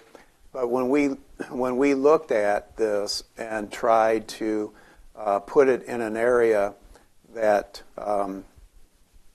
we thought, based on our years of experience here in the township and living in the township, that we thought would be better than any other area. For instance, this might be an elephant in the room. Do you want it at Stearns and Secor? I'm going to suggest no. Do you want it in Temperance? I'm going to suggest no. Or do you want it on Lewis Avenue, the Lewis Avenue corridor? I'm going to suggest no. So the 300-foot setback from residential grew out of necessity if you're going to put it in, if you're going to place the overlay district in the area that we're placing it. And that goes in part on placing it on the east side of Telegraph Road, because you have that mobile home park, or that's our designation, manufactured homes, on the west side, and to the east of that are commercially zoned districts, but you have that setback issue then. And then you get back to the rational relationship to a legitimate governmental interest. Do we want to have facilities butting right up to a manufactured home community where people live within Bedford Township? Do you want that? You got to think about that. That's why that 1,000-foot distance was relaxed, to allow it to go on the opposite side or the east side of Telegraph Road. Did I accurately state that? Yes, yes. That is why we combined it to the one side of the street, and then decreasing the setback allowed at least to include the east side of Telegraph Road. Question. Let's say that we review, we have more questions, or we have suggestions or modifications, and that goes on, and the election happens, or even the board says the same thing, and it doesn't get resolved. Does that mean in December or January, or whenever it is, that any facility can go into any C1 location if there is no resolution in place? That's a risk that we don't want to take. We don't want to sit and not have it in place. I'm sorry, I just want to give clarification on that too. It wouldn't necessarily, because in a C2 and a C3, C1 uses are permitted. So it wouldn't restrict it, because we wouldn't have this language saying that it could be in a C1 either with these special approval uses. Mm-hmm. It could go into any commercial use, mm-hmm. zoned property, meaning, because we would have no requirements. So no definition of zoning, no definition of licenses, applications. Any facility can go into any commercial use on December or January. If they own property and they can meet the setbacks and the requirements of C1, 2, and 3 for a retail sales facility, they could. You can't let that happen, mm-hmm. or you shouldn't let that happen. So from that standpoint, and C1 is being applied to the overlay district because that gives you, I'm just going to state it plainly, gives you the opportunity to have a more attractive building. It gives you an opportunity to have reasonable setbacks. And so if the people who will develop these, if the voters of Bedford Township approve the ballot proposal, if they develop these and they do what they say they want to do, and that is to improve areas that may be blighted, then if it's forced on the township, we want them to be more attractive buildings, and thus the C1 zoning district, because that allows you to do that. And you always want it to be a special land use approval, mm-hmm. Which will come back to this board, and site plan approval, which will come back to this board. Thank you for that. You're welcome. All right, I interrupted you. I'm sorry. So I guess I'll just scroll down, and if anybody has any questions, we'll start here with the intent and purpose. I'm open to discussion, but I do believe there should be something in the ordinance for future, that it does state that this ordinance was created due to a citizen initiative and that it was permitted to limit the number to only 5. Scrolling down, Did you want to touch on, anybody want to touch, this is where you're going to get into the legal aspect, and I'm going to let Phil speak on that. Just one question, right? So I saw in here, I think it was very early in here, language around special use and planning commission approval for every applicant, right? There's only going to be 5, so it's not a lot. But is there a way to write this so that there isn't a need for a special approval every single time there's an applicant? Well, it's going to be each individual parcel. So each individual property owner that wants to put in an establishment would have to come through site plan, even if it was for just a standalone building, no matter what the use was. But special approval, we do require those for specific uses in different locations, such as car washes required a special approval in a C3. You have gas stations require a special approval. When it's sometimes more of an intense use for the district surroundings, we look at them as more of a special specific, and this is a specific land use in a specific overlay district where we're not going to require a rezoning. So should the property be owned industrial, C3, if someone was to sell their property and it be residential in this overlay district, the special land use is not going to require a rezoning because it's in the overlay. We want it to be a special land use approval and look at each site independently, apply the the C1 requirements to it. A lot has been said by proponents that I agree with. We should be looking at, and we have, traffic patterns, things like that. If history has taught us anything, in Monroe Charter Township, where there are many retail establishments, that increases traffic patterns. And so one of the things that we looked at was got to have adequate parking. And a good thing to have would be a setback from the public road so that there's, and sometimes we don't want to do this, but parking in the front of the establishment so there's better traffic flow, better traffic movement in and out. If you go and look at some of the facilities in Monroe Charter Township, some of the more popular ones, because they only allow a certain number of people, it's regulated, only a certain number of people within the establishment. A gentleman from Utica said he's got a 4,800 square foot establishment. You can only get so many people in. Sometimes you have people parked in the parking lot waiting to get in. You have people lined up waiting to get in. History has taught us that from observing some of the facilities in Monroe Township. So you take all of that into consideration. This is probably going to draw people principally from Ohio, from the city of Toledo. The regulations in Ohio are going to be a little different than they are in Michigan. The taxation is going to be higher in Ohio. It's going to draw people from Toledo into Bedford Township and Erie Township. Erie Township's dealing with the same thing, although that citizen initiative only asked for one establishment. So you need to think about that and we have, and try to take that into consideration here. So a big deal is setbacks from residential districts, setbacks from schools and churches and so forth. In this overlay district, we don't have any schools. I don't think we have any parks. There is one place on Telegraph Road which could be classified as a house of worship, but it's kind of a place that's not used. They have another facility. They sometimes use this facility for certain types of activities, so we have to be sensitive to that. It's there and it's been there.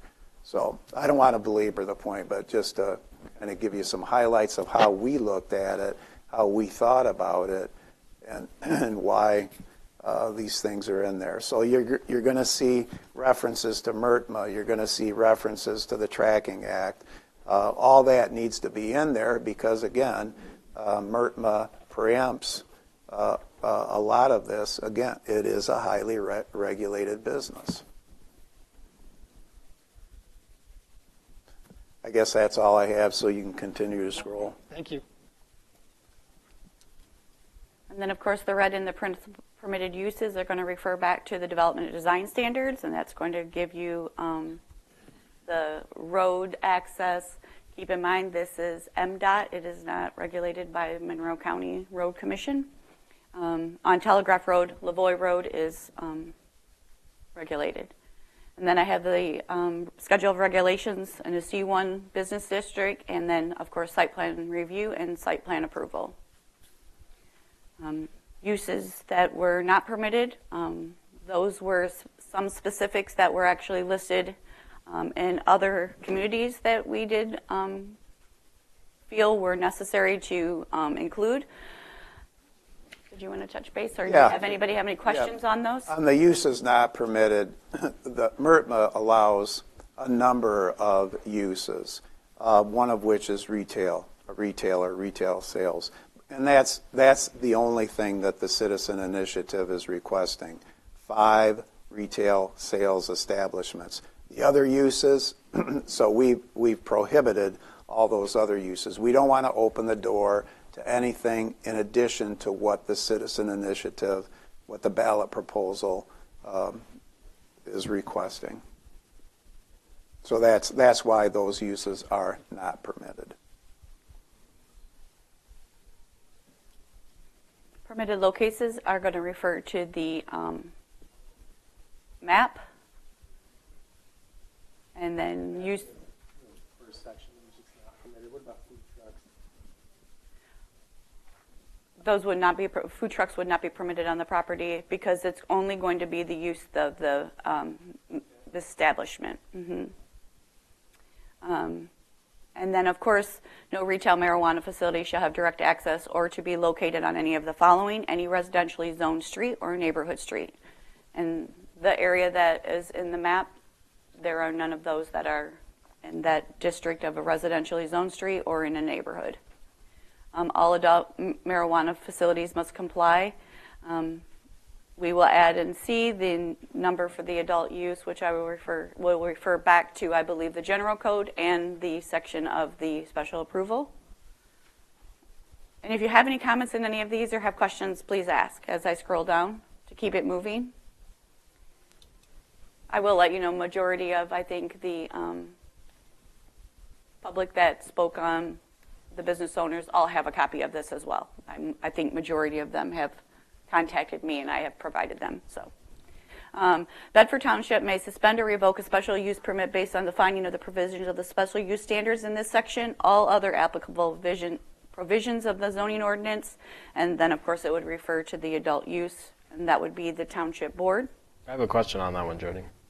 Pardon me? I have a question. Sure. In the event that a license is revoked, I guess the assumption would be like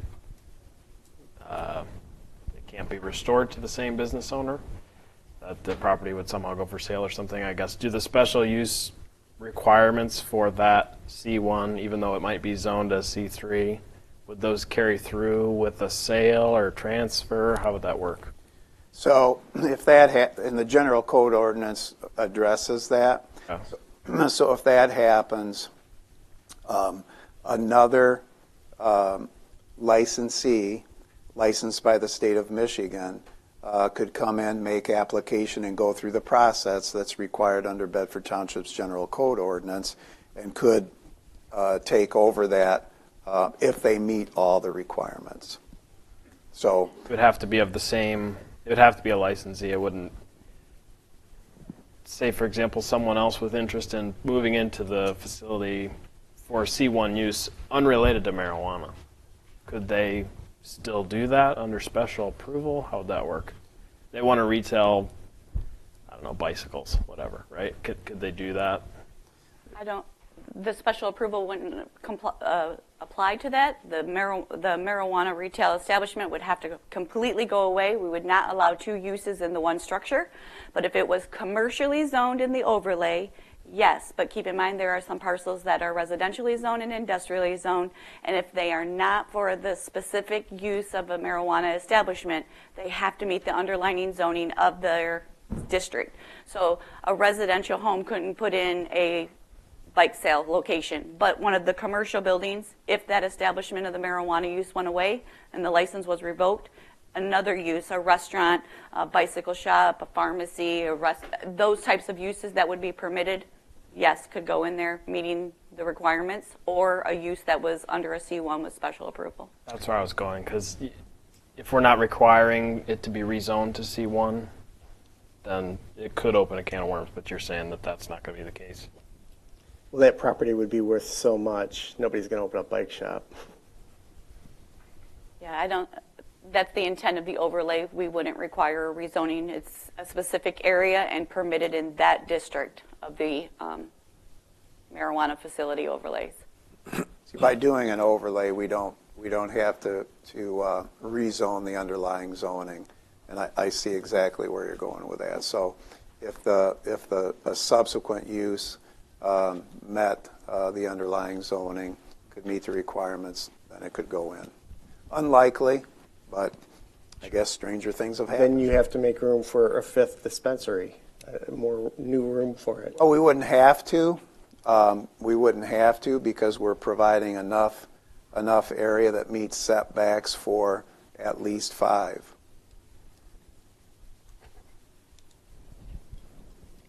Okay, moving on. To the article, the map, and any adult use facility in the marijuana facility overlay district, the additions. For signage, they must meet the requirement of the C1 district for the general provisions and permitted in section 419.22 for signs.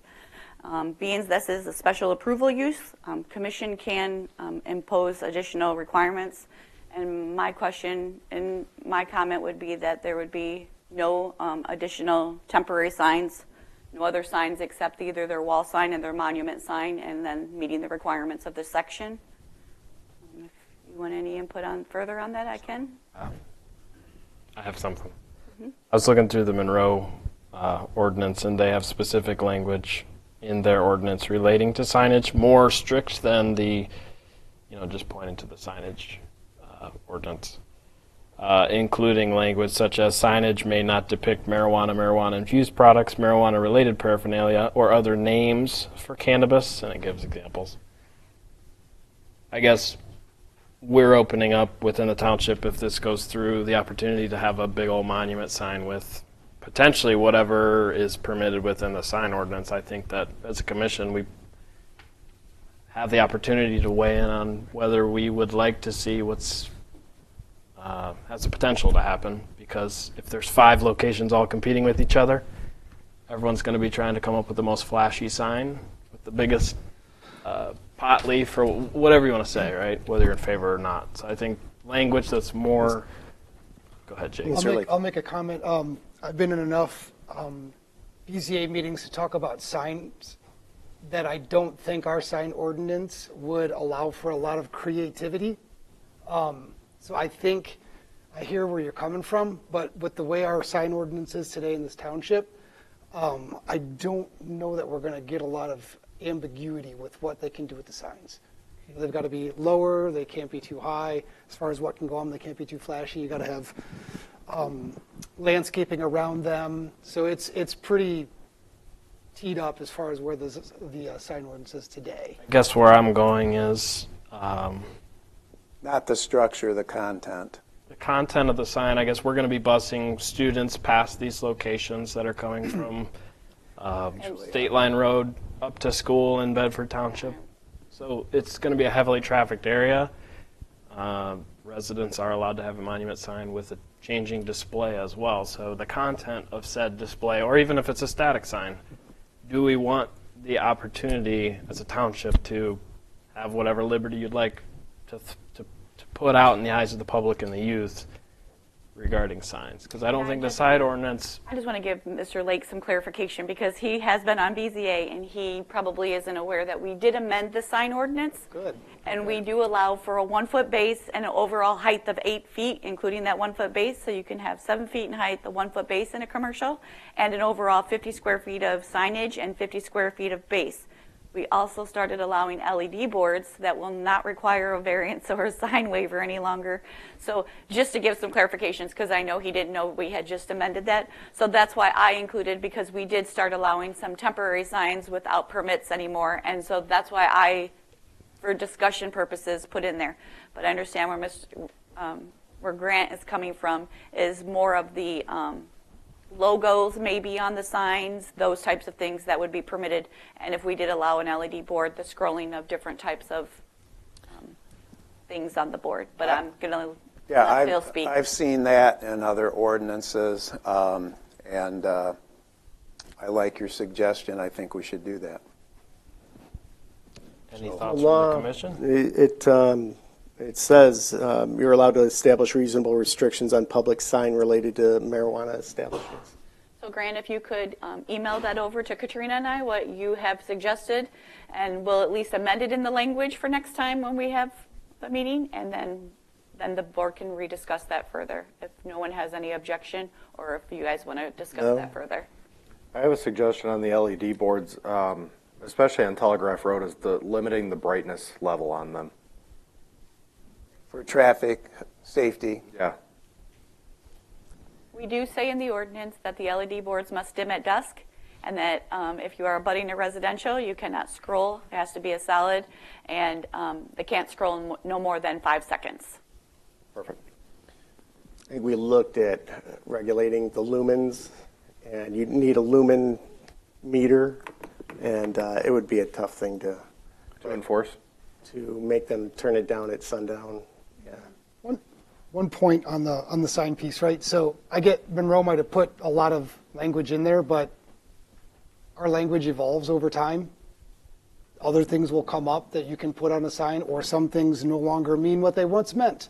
So I don't know that putting a list of restrictions of don'ts really is a great way. Maybe we think about what we do want instead of saying what we don't want. I guess I might push back on that and say if we have a list of don'ts that apply as of today, that we have the opportunity to add them. And if at some point we need to revisit this ordinance to remove or add new, whatever it might be, that we can do that. Let's put it in, and then we'll pick it apart. You both have valid points, but I like, because we can do that. And matter of fact, I think the proposed ordinance submitted by the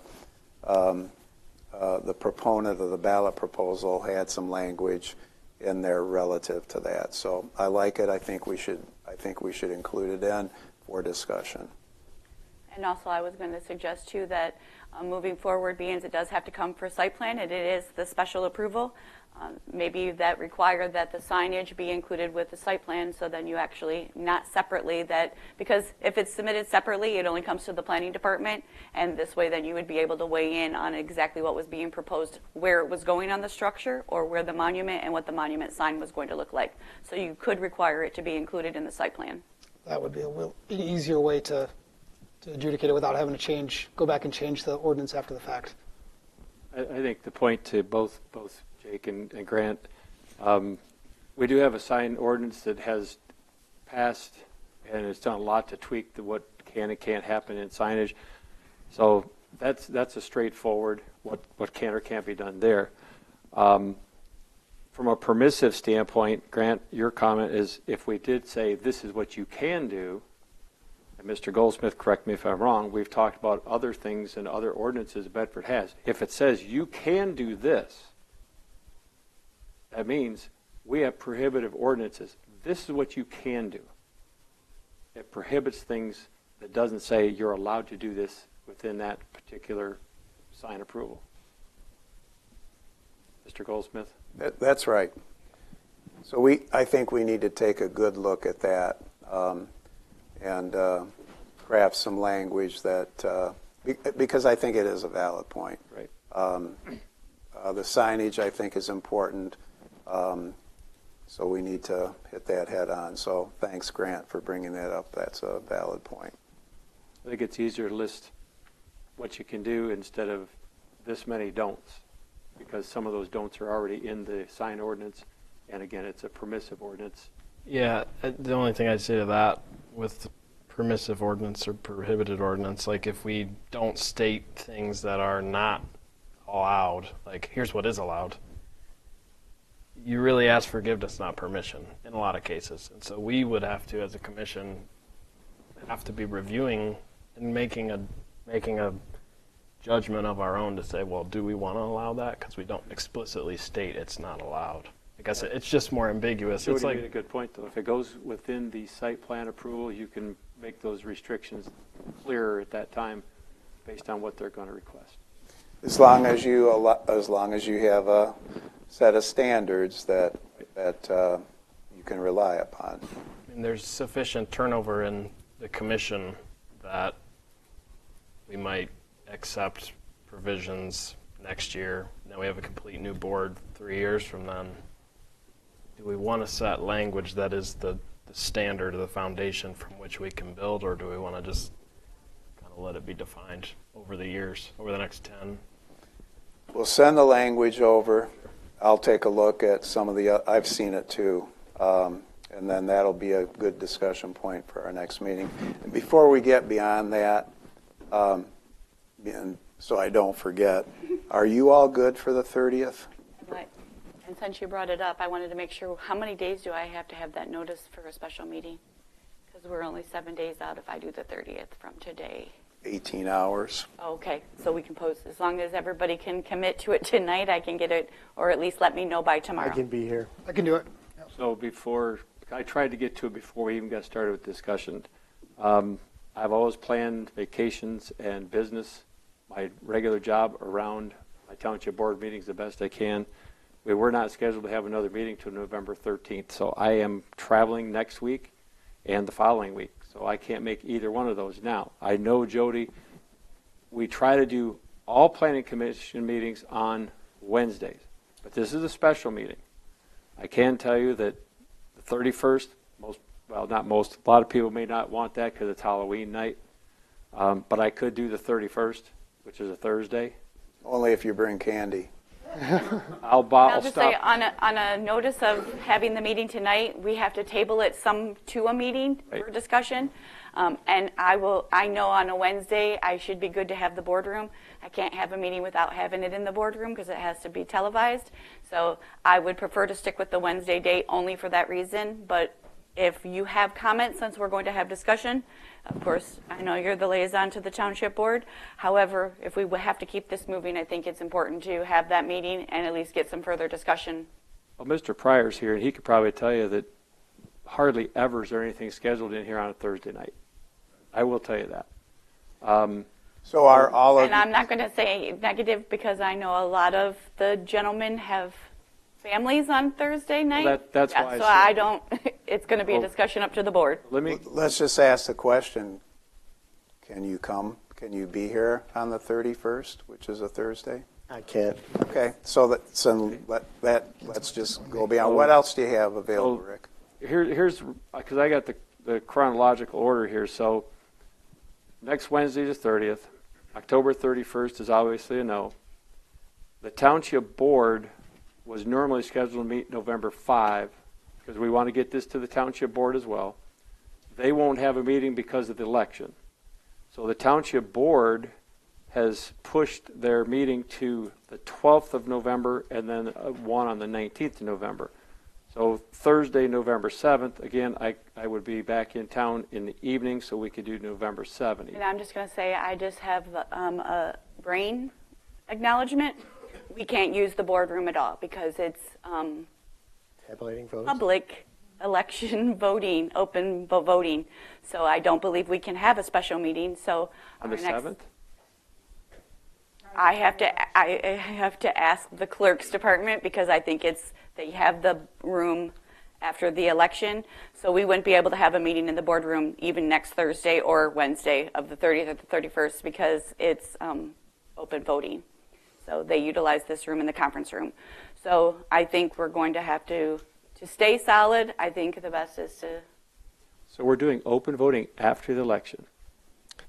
No, I think that's the my point. room is utilized still. I'm not sure. We usually 2 days before she closes the rooms because she has her election equipment and no one can go in any of those rooms. It has to be sealed off. She has everything locked down. So I'm not sure, but if we want to push it to the 7th, if everybody can commit to it, I will do my best to get confirmation after tomorrow. the election. That's what I was talking about. I wasn't talking next week. No, I'm saying that I don't know if the clerk's department will still be utilizing the boardroom and conference room C after the election. I'm free the 7th if it's available. I am as well. If everybody wants to commit to the 7th, I will check with the clerk's department tomorrow, and I will send out an email, and then I will post the special meeting for Everyone good? November 7th. I can do either, 30th or 7th. Are you available on the 7th, Rick? I will be back in town that afternoon. And it will be at 7 o'clock. I just want to make sure we have a defined date that we're going to table it to for the public. And the reason, if we push any further, we're not even going to make a November meeting because the week of the election week, obviously the clerk's department is going to be busy. They would not be posting anything for the November 12th meeting until Wednesday the 6th. And that would not be enough time for us to meet and get it to that meeting. And I do not believe it will go on the November 12th because it will be, the township board won't be able to make a decision until it's certified. That's what I'm saying. Yeah. So I want you all, if we're going to go to the 7th, to be prepared, make a recommendation. Because that'll get us available to make the November 19th township board meeting with a recommendation. We might move that board meeting up too, so we'll see. But I want this commission to be prepared to make a recommendation. Do you think it boils down to allowing them on the west side of Telegraph? Let's go back to the ordinance. the big- now that we got a date. I just want to know, is that the big issue we're going to have to think about? It's a big issue that It's you a need big to think issue. about. The biggest one. Yes. I mean, that's. section. You've heard the public comment. I've given you a reason, a rational reason, why that wasn't included by staff. Look at it, consider it, but that's a big issue that has to be decided. Do you want to allow it on that? Then we have setback issues because then we have an almost zero setback from a use to the mobile home community or the manufactured home community. Those parcels on the west side are zone C3, but they butt right up against residential uses. I just want to thank the commission for considering making it so I can make it. And as Mr. Goldsmith said, it's good to have the whole commission here. Yes, I could talk to you offline. I could talk to Jody during the week. But as we all know, we can sit here and have discussion, and we could change somebody's mind, whether positive or negative, because you may have a comment that I didn't think of. And it may change my mind and say, wait a minute, I need to think about that and consider that. So I would really like to be here. So if it works out, I appreciate your accommodating my schedule. And you need to be here because you're the liaison to the township board. So you need to have firsthand knowledge so you can discuss it intelligently with the board. So I agree with that. Just be prepared to make a recommendation. And I would like on the 7th. And I'd like to get it to the township board no later than the 19th, because after the 19th, I will no longer be the liaison because I will not be on the township board in December. Right. November 7th, 7 p.m. Thursday. I'll send an email out, confirm with the clerk's department. You'll see that tomorrow. Please confirm that you are still, so I have documentation of it. Okay, Make that work for us, Al. Moving to C, no person shall reside in or permit any person to reside in the premises of a marijuana facility. It was in other communities to make sure that no one was living or residing in the use. Section D, those are sections of the ordinance that will have the setbacks, the development design standards. Those are put in there for follow-up for when or if the proposal is approved. That gives the developer of the establishment those sections of the ordinance that will be required on the site plan approval process. Buffer zones. A marijuana facility or establishment may not be located within the distance specified from the uses below, measured as followed. First, we discussed the distance shall be measured as the shortest straight line distance between the property line of the location of the following uses, closest point of the building and the marijuana facility, whichever is less. When we get into that, it becomes problematic in measurements. I would like you to have discussion on maybe from property line to property line, because we are looking at that residential zoning district, the mobile home park. Our manufactured home community is actually C3 zoned in the front. The measurement that I was looking at on the map is actually from the property line of the use, not actually the C3. So that would be language that we would need to know how we're going to measure it. Are we going to measure it from property to property line? Are we going to measure from building to building? I think in that case, from a residential zoning district, we're going to be looking at it difficult from building to building because those are manufactured homes. They're on a specific area. So I took it from property line to property line. And that is why majority of the whole left side or west side of Telegraph was at that time eliminated. You will see we first discussed 1,000 feet, and I'm going to scroll down to the map so I can kind of explain. So while she's scrolling, if you're going to think about the west side, then you got to think about where you're going to measure from, and you should also be thinking about other safeguards such as buffering, fencing, buffering, vegetation, things like that would protect one use from another use. Again, you get into that competing land use issue that's very common in zoning. You got to think about that. So if you're thinking about allowing it or recommending to the township board to allow it, then think about safeguards to put in there. Think about where you're going to measure the setbacks and think about buffering and things of that nature. All right, go ahead. Sure. So here is the section of Telegraph Road on the west side. This parcel is zone C3, recently rezoned. All of this is C3 zoned, and then you have the other manufactured home. You have Ella's Liquor Store, and then this is the entrance of the, there was a used car sale there. Those are all C3 zone. However, the entire property lines abut the manufactured home community, which is a residential zoning district. So having said that, you see the entrance to the mobile home community. This is their frontage right here, and that is clearly, those two boxes are C3 zone, part of the manufactured home community. However, the residential zoning district starts where that solid line is, where I'm following back behind those properties. So with a residential zoning district of a mobile home park, and I did take the clarification to make sure that I had defined in our construction of language, a dwelling unit manufactured is a dwelling unit which is sustainably built, constructed, assembled, and finished off in the premises which is intended to be located. This definition shall include a mobile home located outside the mobile home park, as well as a dwelling unit that is transported to the site in the modular form for final assembly on the site.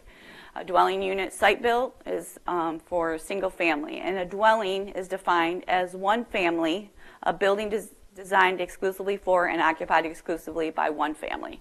So to me, a dwelling of a dwelling unit, whether it be manufactured, whether it be a site condo, those are all one-family dwellings in my interpretation of the zoning construction of language. Jody, quick question. For leading up to that seventh call or conversation, if we could get, it's been a while since I've looked at a zoning map just to see what the zoning would be in this area. I know it's a mixture of pretty much everything, I think, but I don't know exactly what is what. That might be helpful, just to see the entire underlying zoning of this MFO. Well, I can't do that right now. No, you can't. But for the 7th, that would be great if we could get it. Yes, I can put it on an overlay for you of the zoning districts. I mean, I've looked at this map a million times. I can pretty much tell you what everything is zoned. They're all commercial, none of them are C1. They are all C2 or C3 in this area. You have industrial moving to the east. You have agricultural, you have residential, agricultural, and then moving north is going to be all industrial, and then on the corner is some commercial, but I will definitely do an overlay of showing those zoning districts. If it's just two maps that I can just okay. look at. Yep, absolutely. Yeah. And then, of course, you have the boundary to Erie Township. So having said that... Ms. Director, when you do that, can you put the speed limits along there, delineate where those are? 45 and 55. Where does it turn 55? Right after Lavoie. Right after Lavoie, I believe. Yeah. Yes. So that's 55 north of Lavoie. But also remember, we're not just talking about Telegraph Road here. I mean, that's a much larger than just Telegraph Road. Okay, so having said all that, I just wanted to give some clarification. I did bring another map that I did create to show some. By the way, on the speed, nobody goes 45 in that. They do. That's what the limit is. Yeah. So when we were determining to go from the 1,000 feet to the 300 feet, and this is where the change in the westerly side and staying just on the east side of Telegraph Road, as you will see, here's some zoning on here for you, Jake. These are C1 up here, and then I think this fourth parcel in is where the facility is that is used for a place of worship. I believe they may have youth visits there. So when you look at the 300 feet from there, it's going to box out this in blue. And then, of course, these parcels are somewhat small. Not sure if they would be viable for a structure of a size for an establishment. This one on the corner has a home on it. And then you have the two parcels to the south of that. Moving down, If we define it property line to property line. 300 feet As opposed to perimeter of building the to property, building. yes. So that's when we started looking. If you can compare that to just at 300 feet to what 1,000 feet would have been. And that's why we changed it to a zoning district instead of a zoning residential use, a residential zoning district, because these are industrially zoned, even though they're residential here. This is Marquette. It was a platted subdivision from 1929, and these are residential uses, but they are agriculturally zoned. We don't determine agricultural as a residential zoning district. So when the language was changed, that's why we look at it as a residential zoning district instead of a use of the 300 feet. Otherwise, it would have eliminated majority of the properties in this area. So moving south, this parcel right here, this box is R1, single family residential. So the blue boxed in area is approximately 300 feet. Of course, going down Lavoie, north side, these three parcels here are owned by the township and the sewer treatment plant on the south side. These on the corner here are 3 industrially zoned, all have single family homes on them, but they are industrially zoned. This parcel right here, a little bit problematic, very narrow to put a size of a structure. Moving this direction, you're going to have this blue area. This side of Dixie Highway is all residential. So you're going to eliminate all of this area for industrially zoned, but would not comply with the setbacks of 300 feet. Majority of the use is going to be here on Telegraph Road on the east side. You can see the 300 feet is going to be from approximately from the mobile home park across, all meets 300 feet of a perimeter of the property from 300 feet to the, I think it's almost the center line. Can't quote me because I'm not a surveyor. Pretty much the center line from a map perspective that I can measure out. Moving south, you have down here, you have the fireworks store, the fish market, you have the landscaping business, the vacant hotel that was demoed, you have the 2 hotels, and then you have the storage facility. This large property here has frontage on Lavoie, and it has frontage on state line. It is from Ohio. It actually has mini storage warehouses on it, and they own this property right here as well, which abuts the fish market, if you're familiar with the area. So having said all that, we included the entire area, even with the smaller parcels of the districts, because we weren't going to require the rezoning, and also we didn't want to exclude certain parcels. Should a property owner desire to combine or sell, may make it a viable parcel for a structure. Now, the 2 orange parcels on Lavoie, those ones were not viable? Which ones? The 2 These orange. 2 here? Yep. These 2 here? Yeah. They would have to go through a site plan and decide if they were viable enough to meet the setback requirements. This parcel on the corner here, probably not, because it's with close to that. It would have to be measured when they determine. I think it just boxed out this one when I did a 300 feet. And I believe both those parcels have residential homes on them, don't they? On the north side of Lavoie? On the north side of Lavoie? I don't think so. I don't know if that abuts that. Let me. Or no, sorry, the homes are on the south side. Yeah. Yep. This is Herc's rental right here, and you have Great Lakes and the water treatment going towards Benor, but I'm not sure. There's a home right here on this property that has, it's a industrially zoned, but it's a residential use, but this is boxed out because this whole area on the east side of Dixie Highway is residential. Thank you. You're welcome. Mr. Andrews? So, Jody, just to confirm, as it's currently written, residential uses that are on non-residential zones, for them, it's kind of tough luck. I mean, is that generally how it's written? They could have a facility adjacent because they're not zoned residential currently. Prior legal nonconforming, and if the use ever went away, it would have to be brought into compliance, or they'd have to seek a variance from the Board of Zoning Appeals should they have to rebuild, if they want to add on. So we're not looking at those as a district because it isn't zoned that way. And same concept of the residential that's in the area, because it is the overlay, it would be a property owner's determination. The residential home could sell, could build if it could meet the setbacks. So the district itself of the overlay is all parcels within that overlay, and then it would be a determination of each individual property owner. So they would be in luck if they wanted to sell to a... Sure. To Yeah. Head northwest toward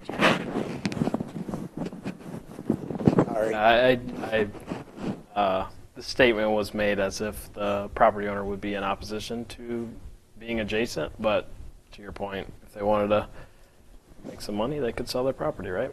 And keep in mind, part of the special approval use, public would be notified. So if it was going next door, they would have an opportunity to come, and the special approval use is separate determination from the commission. You could increase, as Mr. Goldsmith said, the buffering, fencing, those types of things, if a property owner was to attend the meeting. Still gives you the option to do so. Any further questions on that? Sorry. Okay, moving down. These are informations that I've obtained from other communities. Security cameras shall be directed to record only the subject property and may not be directed to public right-of-ways as applicable, except as required to comply with the licensing requirement of the state of Michigan. A monitoring alarm system and or shall include a 24-hour... Mr. Lake. Jody, yeah, actually, I had questions on H through K. Because I did read through the language, and I'm assuming that H through K all comply with MRTA. More or less, yes. Okay, so this is to bring our ordinance to align with that, so there's some synergies there. Okay. Yep. Is there anything in the language here for the areas that are shaded red that don't comply with MRTA, like are just above and beyond what MRTA might be? Or MRTMA, sorry. Well, in addition to the statute, you've got you have regulations. So I would say these requirements within the ordinance are in lockstep with what MRTMA would require. But you want it stated here too. And they still have to follow regulations from the state in addition to our local. 100%. Yeah. Right, so just kind of going to J, right? So I'm assuming this is something that comes down from the state, monitored alarm system and or shall have 24-hour, 7 days a week staff security presence on the property. I think that's part of the regulations, but we wanted to restate it. We've, in our research, we've seen it set forth in other ordinances, and it's just it's a good idea. It's a good idea for the operator, and it's a good idea for the community and those businesses and residents that are maybe in close proximity. Same with K, Jake. These operations are open basically from 9A to 9P, but you want your inventory to be secured within that facility to minimize the risk of B&Es and that sort of thing. Any other questions or comments in that area? I noticed that J has and or. What if it was one or the other? Could they have the alarm system and 24/7 staff security? Either one. Could we require that in our ordinance? You mean to have both? Yes. I'd have to look at that. I would argue that it feels a bit punitive, right? You got to hire a security guard to be on staff 24/7. Even if it's just during business hours. Yeah, I don't know. To me, that feels like it's asking a bit much. If Can I ask a question of that gentleman over there in Utica? Do you have both? We do.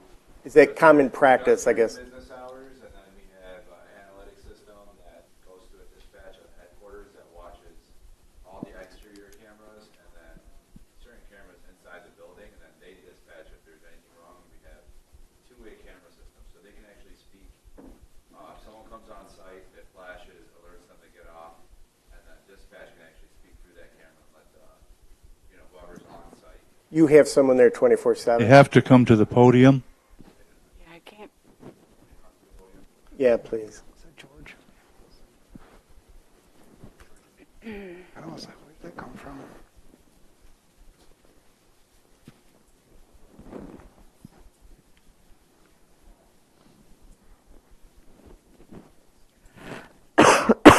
So the requirements from the CRA and MERTMA is that you have cameras on site that record for, I think, at least 60 days.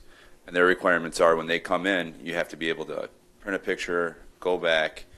Every single camera has to be recording while in motion or not. But when it comes to our security, we hire a third party because we're technically not supposed to be carrying. It's a marijuana facility. It's still a gray area of whether you carry or not. If you're protecting yourself, yes. If you're protecting the business, no, you can't. You can't do nothing about it as an individual that has a CPL holder. That, from what I understand.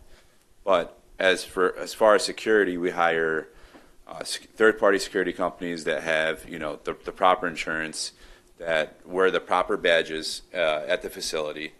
I only use them 45 minutes before 30 minutes before opening. Make sure the staff gets in the building, and then about almost an hour on the way out because we stock at night and then they walk all the employees back to their vehicles. And then after hours, we have a third-party company that there's a company named Clearview. They have an analytics system where they actually monitor the cameras that they want. They come to the shop, same guys set up the DVR system. They will link through remotely through their dispatch center and watch any type of movement that happens on those 8, 12 cameras. And then they can speak through the camera. The camera itself can, flash a light at that person and then tell them, hey, you're on private property. Please remove yourself. We've dispatched local police, and then that's what it kind of does. But what they would do is they would actually analyze and look at the camera at that moment. They're not on site. They could be in a building and, And is this common practice, do you think, among other? It's to save us from the. I mean, do other marijuana dispensaries do this? What you're describing? They are now because the average going rate for a security guard to be on site is about $27.50 an hour, $27, $28 an hour. That's for an armed guard. So, okay. When you're open for 13 hours a day, 2 guards on site, if you start to get into 24-hour security, do you want an armed man, unarmed? It becomes a lot of payroll on our end for us to have a security guard manned there for 24 hours. Thank you so much. Mr. Mahoney, I think to your point too, and he mentioned who headquarters, so whoever headquarters is that monitors, but I think that's something that should go along with a camera system is that it is also monitored. It's one thing if it just records everything, but if something's happening and it's only recording and nobody's monitoring it, it may be a situation that needs immediate, reaction. So that's something for the board to think about as well. Live monitoring. There could be something you can combine I and J, right? You've got a monitored alarm system, and in I, you've got security cameras, right? So you've got both those elements there. They're just not together. Right.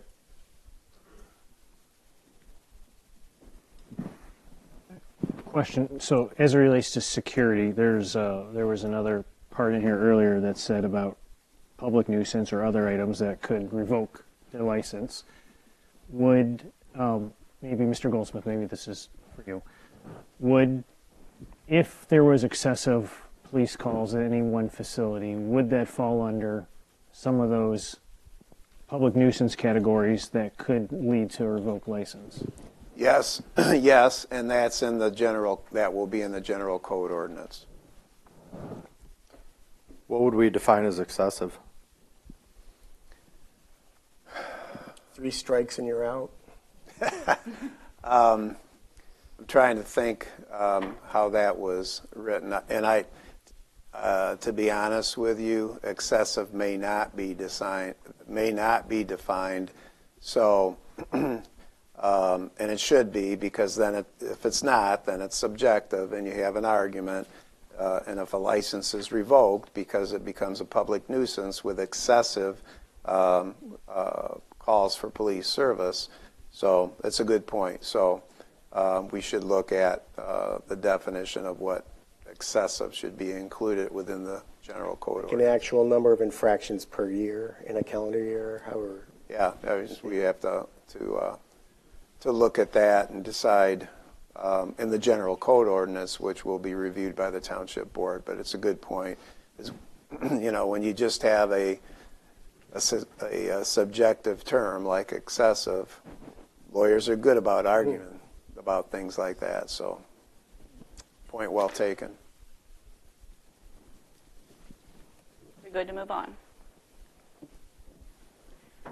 Going down to retail centers shall be additionally subject to the following standards. Hours, a retail center may only sell to consumers or allow consumers to be present in the building space occupied by the retail center between the hours of 9 and 9.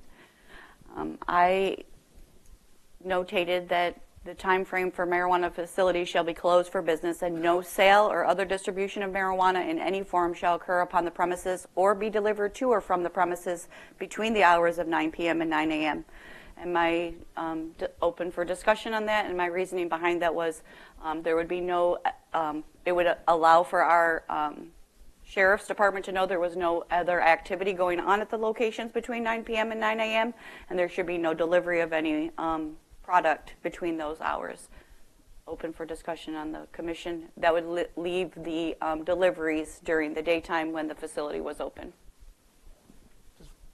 Point of clarification, I'm assuming the 9 to 9 is a pretty standard thing that you've seen across several ordinances from other, so we're kind of conforming and making it somewhat. Almost every ordinance I've looked at, they've both of them been open. Some of them may open at 8, but majority of them were 9 to 9. And they also restrict deliveries to between those hours? No, that was something I put in for discussion for the mere fact of having the facility occupied and staff on hand other than having deliveries in the evening time. Because if they're open till 9 p.m., deliveries after 9 of maybe if we're trying to decrease the issues we're having on that area, that was open for discussion. My question is, and maybe the rest of the board, I don't know if you'd want to be taking a delivery of that kind of product when you're open to the public. I have no idea. I don't know what. Deliveries come during the business hours, right? I guess. It's always during operational hours, not after hours. I think that could go both ways, because if you do it after hours, you've got a truck driver only, and maybe one employee, and if there's some unscrupulous person out there, it's a lot easier when there's a lot less people around. Sure.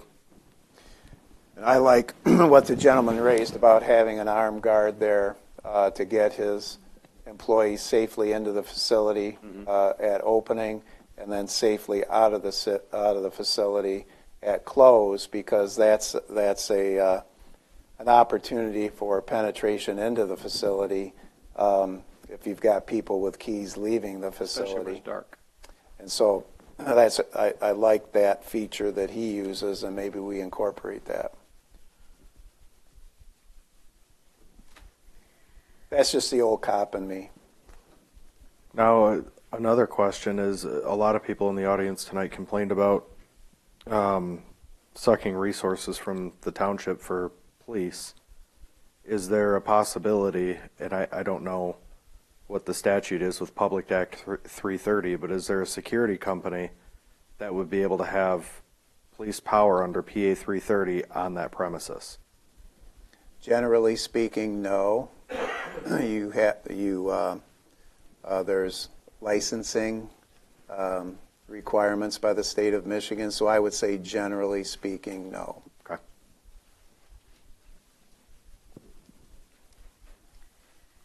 And B, I included to allow permitted within the MFO district, including sales and all transfers of marijuana. I included the sales only because in industrial we don't normally have retail sales in industrial where the public can come in. And within the structure and out of public view, retail centers shall not have a walk-up window or drive-through service.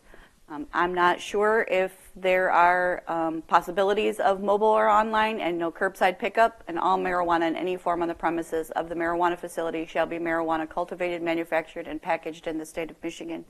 That statement was in a couple of the other ordinances, but the direction of the mobile online app orders, I don't know if they're permitted to take those types of orders, but in the future, if we don't put it in there now, it may be possible if it was to change by state law. I don't think the Can you come CRA up? allows it, but it doesn't hurt to have it in. I want to hear how he deals with it. Pay him a consulting fee. I know, yeah. You're going to have to pay this guy for an expert opinion. I don't mind staying up here and helping out, to be honest with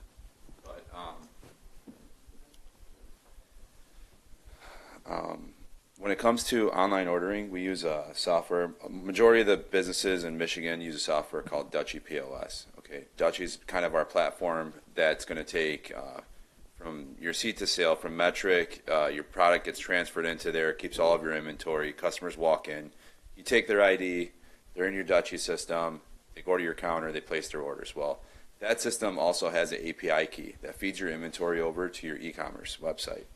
So your e-commerce website's live. You get to set the type of, the amount of allocation that you want for your inventory. That inventory goes live on that website. That website, you technically don't need to have an app. You can just save that website as like a home app itself, and it looks like a mobile app, but it's not. But I would think restricting the fact that people want to order mobile or on e-commerce, there's no difference whether it's an app or a website. That website could look like an app right on your phone. And then regarding deliveries, we're only allowed to deliver to residential homes. We use a company called On Fleet. On Fleet tracks your, it's a requirement from the state. You have to book a certain amount of records. I think our subscription is like 9,000 or a certain amount of deliveries per month that you're allowed to deliver. Most shops don't really deliver more than 1,000 to 2,000 deliveries in a month. That's common among the marijuana. Yeah, because you have to be able to. There's handicapped people. There's people that don't have a vehicle. There's people that want to take advantage of. Hey, I don't have to leave my house. I want it delivered. Just like we get Instacart. COVID's kind of changed a lot of things that are going on. Curbside. I'm a parent. If I wanted to go and grab something from a shop, well, I can't bring my children in there. So they got to be 21 or older. So a lot of moms that come to our shops, or someone that's handicapped, or someone that just doesn't want to get out of the car, they'll place their order online. Curbside would fulfill it. They pull into a parking space that's numbered. They call it and say, hey, I'm at spot 16. We go out there, check the ID, verify the order, or verify their age, tell them the total, go back inside, cash it out, go return their change. So I think having curbside is important. I think the capabilities of not having a mobile app would say, hey, you're a big company and you're not allowed to have e-commerce in our city. So I think that would be the same thing. We can't have a website. If you can't have a mobile app, then you shouldn't have a website either, because they're kind of the same thing. Okay. So. Thanks. Yep. Go ahead, Mr. Andrews. Yeah. I guess this is new to us. I'm in favor to keeping the language included regarding no mobile or online orders, because if I could pull up and park in a curbside spot with tinted windows or whatever, I feel like from a security perspective, you're opening yourself up to not being able to see what's going on with that transaction. Obviously, the proper thing to do would be to check the license, like you said, the driver's license, and confirm the person is the person that made the order, but retroactively, there's not a way to physically do that via security system. No, I disagree. I mean, there's other townships or other areas that are doing this. So why would we restrict and put additional restrictions on a business that other townships don't? And it is a part of doing business in this day and age. I mean, how many times have you ordered something online and gone and picked it up or done curbside? Guilty as charged. I do it all the time, right? So why wouldn't we allow it? And the state doesn't prohibit it. Yeah. The state doesn't prohibit it. Right. I guess We'll have, I'm presuming, and you get into trouble when you assume or presume, so we'll have to check that out. But based on what the gentleman stated, I'm assuming that the CRA allows that. And it's 40% of our business right now. Order online, come inside. Oh, yeah. What's your name again? Marvin Kesey.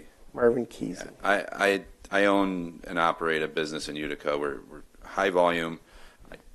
The moment that we went live with e-commerce, we never had e-commerce. So we were always banking our business off of Weed Maps. Weed Maps is a platform that, you know, brings all of the different retailers on a platform that makes it very competitive. And in order for us to protect our profit margins and hold our customer data and, you know, all of that, a lot of people went to, hey, let's build our e-commerce site. Let's build our customer data from there. That way they know if they want to go and shop at my shop, they'd go to, you know, puffutica.com, which that would be my shop.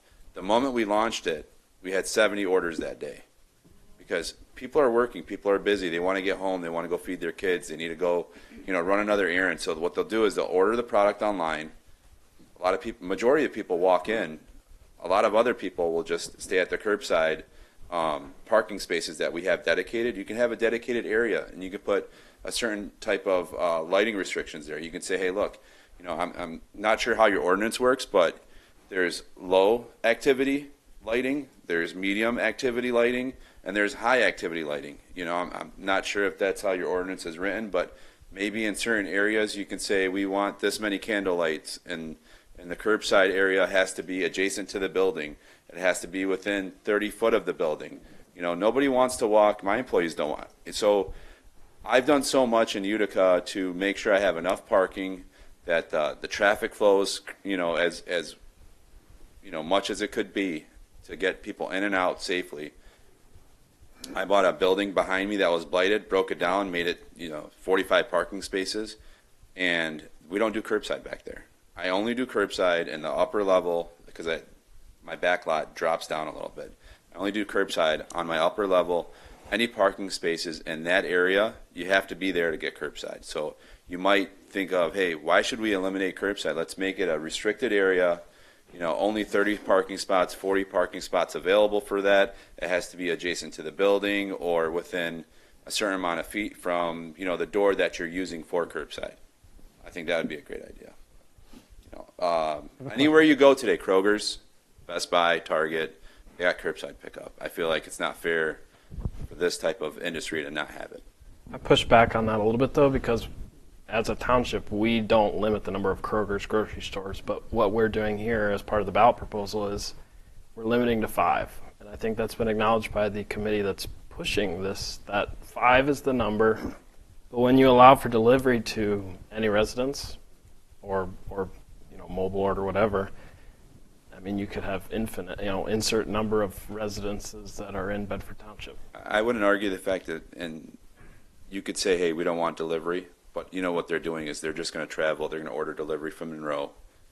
And no matter what, like even out of my shop in Utica, I'm sorry, I could drive if I really, you know, obviously we're not going to, but I can drive all the way down to this city or this township and deliver a product and then drive all the way back. I can legally do it in the state of Michigan. So if all of the other operators are doing it and it's being allowed, I think the only thing that's frowned upon in some municipalities is there's no drive-throughs. I've never heard of no curbside, no mobile app, no e-commerce, no deliveries. It's mainly no drive-throughs for a lot of these municipalities, but that's just my opinion. And I heard there was talks about, you know, the police officers and can we hire, you know, I think you had brought it up, Jacob.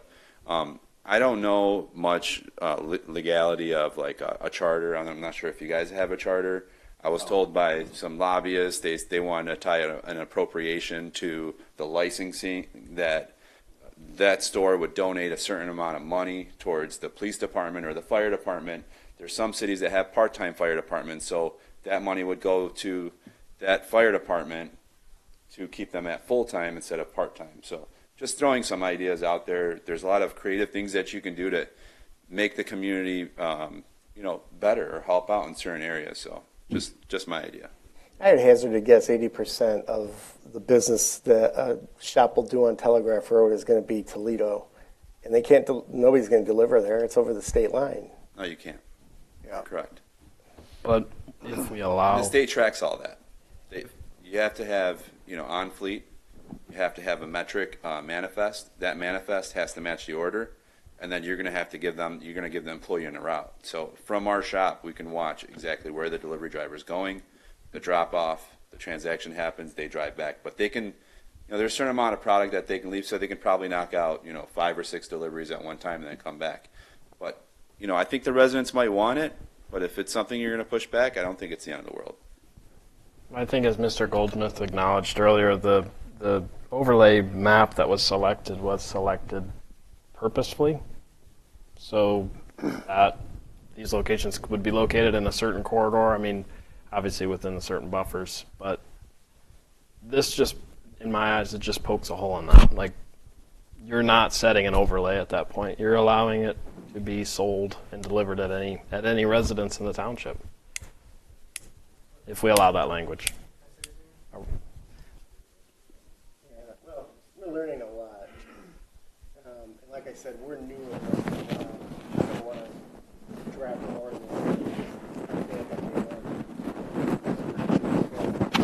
we have to respect this ballot passes. We have to respect the will of the voters, and whether we agree with it or not. And you know, I just don't want this to be overly punitive. I mean, but I think as it's proposed on the ballot, nothing that's been reviewed so far would be restrictive of the 5 retail locations that we would permit. I mean, that's my take on it. Yeah, I'm just going to say, you know, if this is on the ballot and Erie and would appear as well, and they establish an outlet, granted they might have an overlay district as well, right? That's just where you can do business, but business is different now than it used to be, right? And if we disallow that in Bedford, if they have a facility there, but Erie doesn't, Luna Pier doesn't, Monroe doesn't, all we're doing is just setting up these businesses for failure. And if it's gonna get voted in and the citizens want it, let's set them up for success. You know, within reason to what the law states. Marvin, can I ask you another question? Yeah. Sorry, bud. In your opinion, I know this is a wide range thing. Are these retail stores going to be obsolete in several years? Is it just going to be all online anyways? Because what you said was anyone here can order from Monroe or any of the dispensaries already, right? Yes. So in theory, the deliveries, operations are already happening here, sales are happening here, just purchased through whatever the online platform is. Absolutely, yeah. In your opinion, are the retail stores eventually going to be somewhat obsolete or just distribution in the next? No, I don't think that. I think that, you know, majority of the business is in store, but there's a lot of people like to utilize the delivery service, utilize the curbside pickup. I think it's just the convenience of, you know, just doing business regardless. In the world today, I mean, everyone just wants everything to be a little bit more convenient. Hey, either I can go to curbside, I can walk in, do maybe a fast lane pickup, I can go in there and pick what I want, or I want it delivered. You know, we're all. Don't you have to have a physical location to have? Obviously, to have. You have to have a physical location or delivery. You have to yes. under MRTMA and yes. the regulations. Absolutely. All right. Yep. And you know, there's a black market. right? And for us to be able to deliver to you, we're eliminating people from getting product from Caregiver Grows or, product that, we're worried about that's not tested or anything like that. So we're delivering product that's tested through the state, it's compliant, and you can deliver it. So we're helping out that side.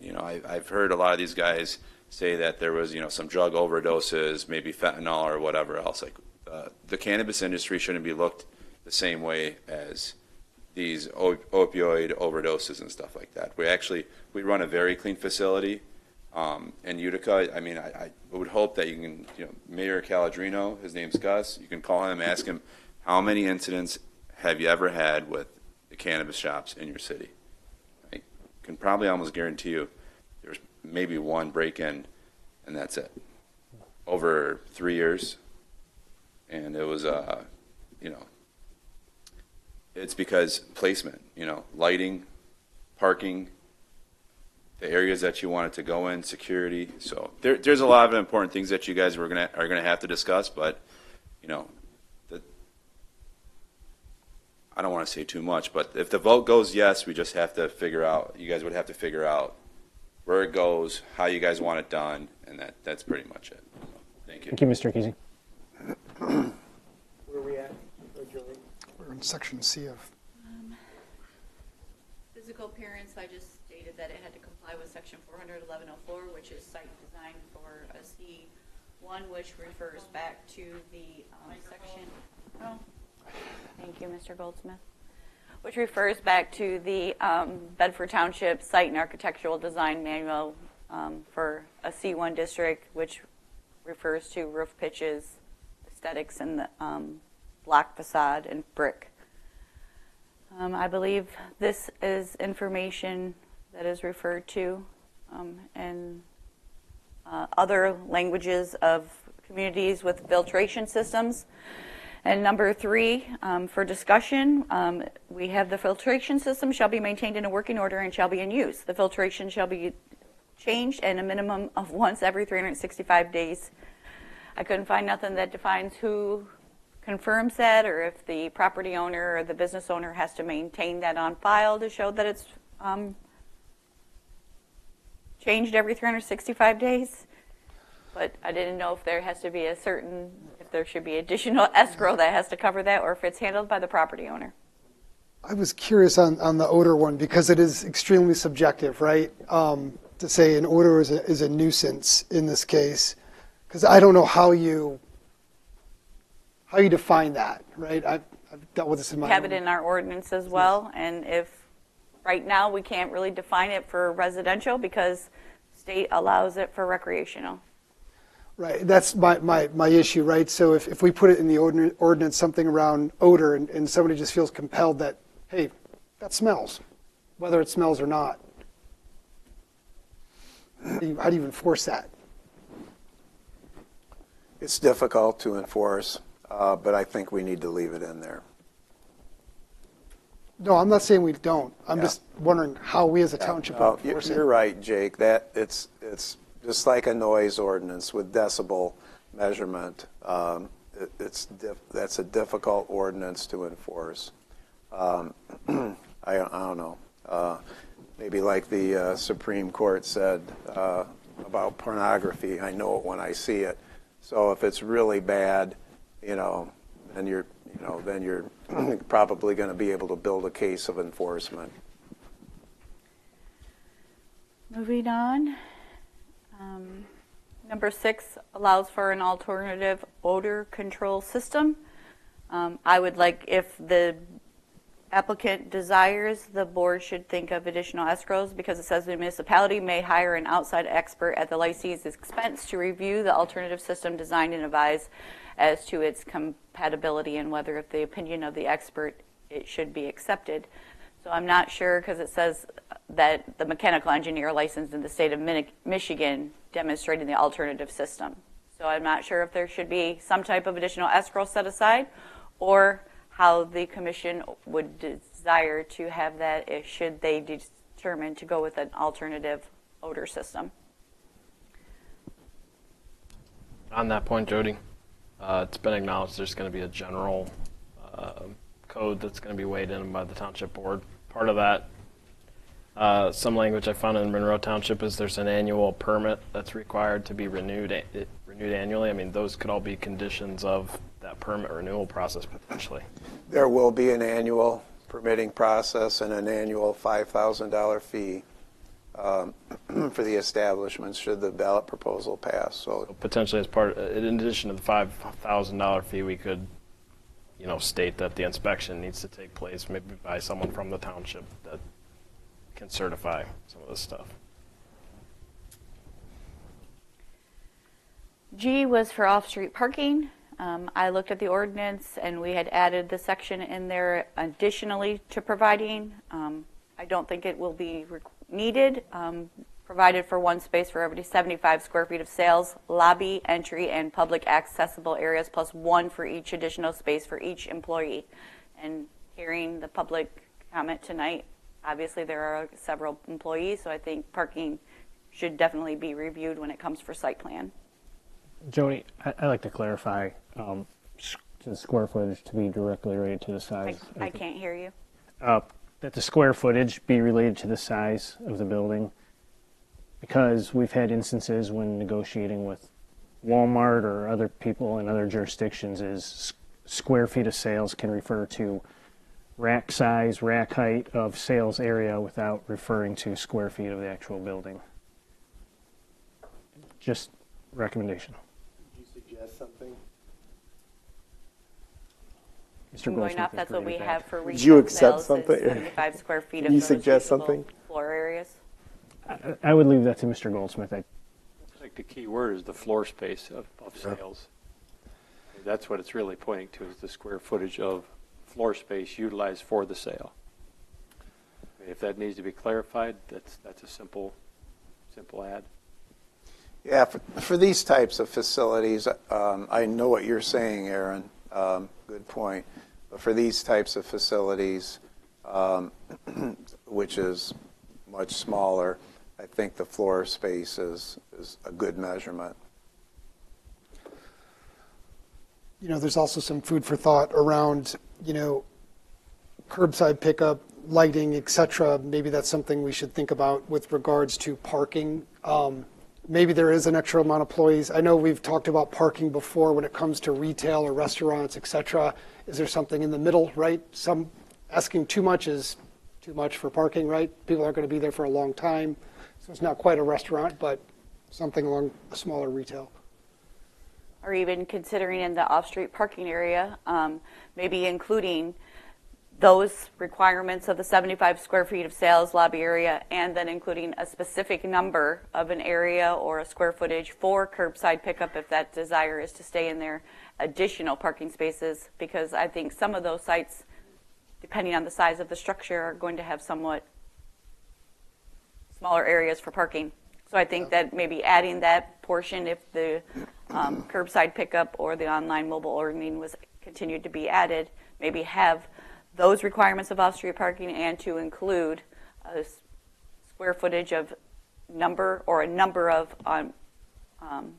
curbside pickups in a specific area closer to the front door areas, types of things that you could add in that if you desire to move in that direction.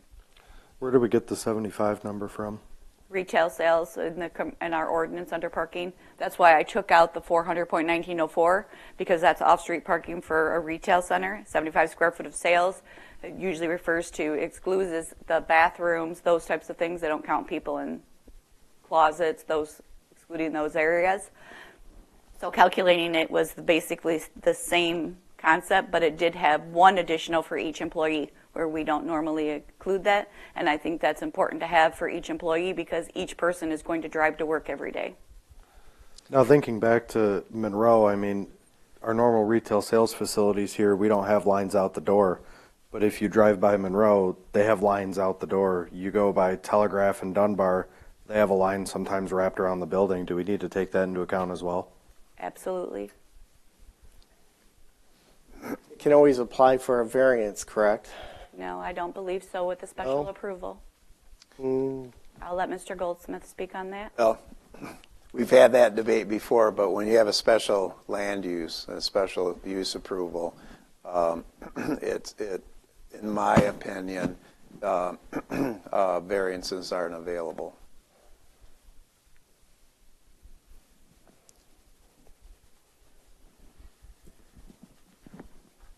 And I believe that is the end of the ordinance. If you have any other questions or want me to go back to a section or any questions about the overlay map.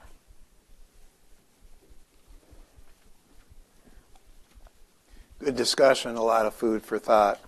I think we all need to put in the time and the effort to be really prepared for the meeting on the 7th so that we can hash it out and be prepared to make our recommendation to the Township Board. All of you have, I appreciate your participation. It was good discussion. And I'm going to piggyback and appreciate all your participation and comments. Please, if you have anything you want us to add to a specific section, I will keep it in red and we will asterisk it so then anybody that, once I send out the packets again, everybody will see what anyone's comments are, but it will all be then within the ordinance instead of trying to go back and forth with emails. But then we can have more discussion at the meeting on the 7th. Thank you for putting this together, and Jody, I know there's been some sleepless nights and really appreciate your efforts in this, and keep up the good work. Well, we want to make a good product, and while some or all of us may not have wanted this, of course the Township Board adopted an ordinance in November of 2018. The law provides for it, and Jake, I think, said it properly. If it is the will of the people of Bedford Township to allow retail sales of marijuana, then we need to have a good ordinance in place. And I think, Pat, you mentioned it, that's not obsolete right off the bat. So in your role as a chairman, I appreciate the fact that you have invited comments from the public and people who have had experience in the industry. And you can fact check that. I have no reason to believe the information provided is inaccurate, but you can fact check that. So moving on, we'll go on to public comment. Ms. Director. We will need a motion to table it to the November 7th, Thursday. If we could please include that it's Thursday, November 7th at 7 o'clock. Just to table further discussion, deliberation, and a recommendation. Public hearing has been held and it has been closed. There will be no further public. I make a motion to table it to the November 7th. Second. Support? You got it. Mr. Steiner. All those in favor say aye. Hold on. Sorry. Can you also say to include all the comments that Mr. Goldsmith said? Friendly amendment. That there will be no public hearing has been held. It's been closed. There will be no further public hearing. Our purpose on the 7th is to deliberate and make a recommendation to the Township Board. I make a motion to table this to November 7th, that the public hearing is officially closed, and that our intention is to make a recommendation to the Township Board at that time. Mr. Steiner. Support? The amendment. Okay, all those in favor say aye. Aye. Aye. Those opposed? Motion passes unanimously. Any more public comment? Tried to do this 2 hours ago. Gail Kane, 1056 West Temperance. I have 3 pages of notes, questions, and so forth. Will there not be public comment at that meeting? Oh, absolutely. Okay, all right. That's all I want to clear. Yes, in the beginning, there is a public comment time, so Okay. make sure that that's if you have comments. All right. I would ask that you correct your spelling. Mary Jane is marijuana, J-U-A. Additionally, the state rules, where can I find those? Online. They're online.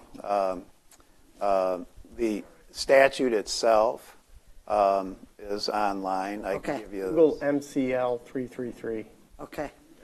The other issue is the east side is the blighted side, so that would make sense. If their goal is to clean up Telegraph Road, they belong on the east side. Is C1 the most restrictive?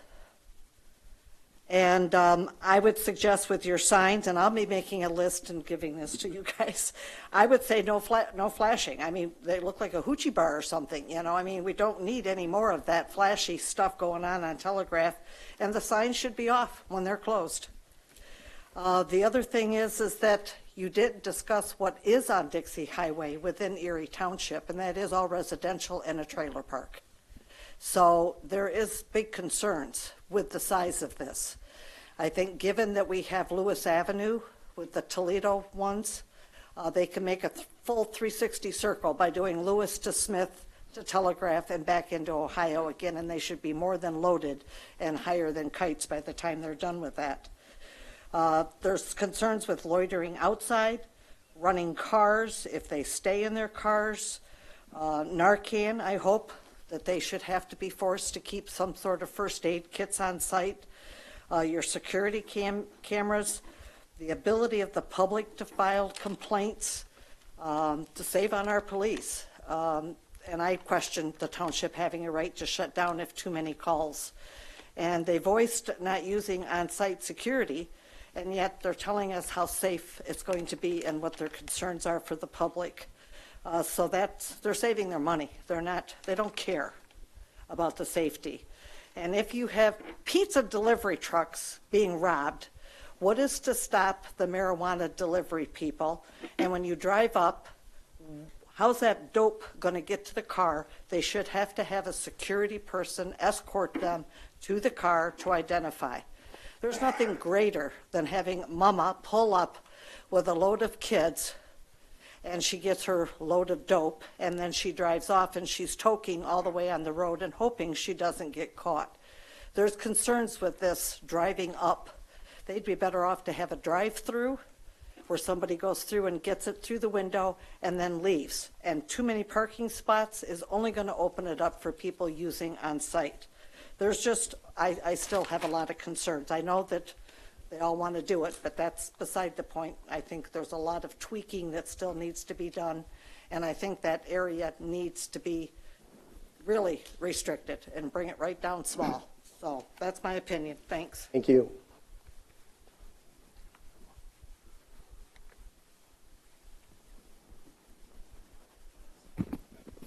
My name's Chuck Hamill at 2174 Stirrup Drive.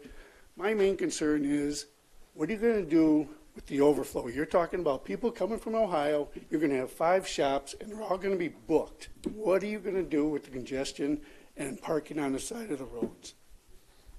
Thank you. Hello again, John Mackwich. I just want to address I think it's the west side of the street again. I know you've mentioned that the mobile home is the reason why you initially took it out. And I can respect that, but as an attorney who's represented probably hundreds of operators both here in Michigan and around the country, we have a special land use. So I think if we allow both sides of the street and we have a special land use, the residents from that mobile home park are going to be able to come in and say, we either want this or we don't. You know, in most other communities abut residential, I've done numerous, for example, in Detroit. We go out, we petition at the special land use hearing to get their signatures, support, have them come testify, things like that. So even if we include that side of the street, the township still has a chance to say yay or nay at the special land use hearing if there's overwhelming opposition from the residents of that mobile home. We're just asking for a chance to be considered in the application process. Right now, we don't even have a chance to apply. So we're just saying, hey, give us a chance. If the members of the community speak up and say they don't want it, you know, that's another chance you guys have to address it at the special land use hearing. And just as a side note, one other thing I think you guys should address for the ordinance, there's no language in there that talks about renewals or if sale or transfer the license. I think those are 2 issues that That'll be in the general code order. in general. Okay, thank you. Yep. Thank you. And with respect to the special land use, the Zoning Enabling Act, people can come in. I'm violating my own rule. I'm addressing a comment, but people can come in and object to a special land use, but there's standards. And if the applicant can meet the standards, people can object all they want. If you meet the standards, the Zoning Enabling Act says you can, It doesn't say you may, it says you shall grant a special land use application if the standards can be met. So people can object, but that's a drafting issue if you're thinking about the west side of Telegraph, and that's okay if you are. But if you are, that's why I'm asking you to consider setbacks, buffering, and all of that. Because if they can meet the standard, people can object all they want, and you're just setting yourself up for a lawsuit if you deny it, just based on the objections from the people who don't want it there. Food for thought for you. Thank you. And just to piggyback on that, you can also set standards, like you say, whether it's a setback, whether it's barriers, whether it's cameras. If we want different restrictions between the mobile home park and what's on the other side of the street, we can do that. So you can say the back of our property is different, so you can have different restrictions based on what it abuts. I'm just asking respectfully that at least allow us the opportunity to apply. Thanks again. Anyone else?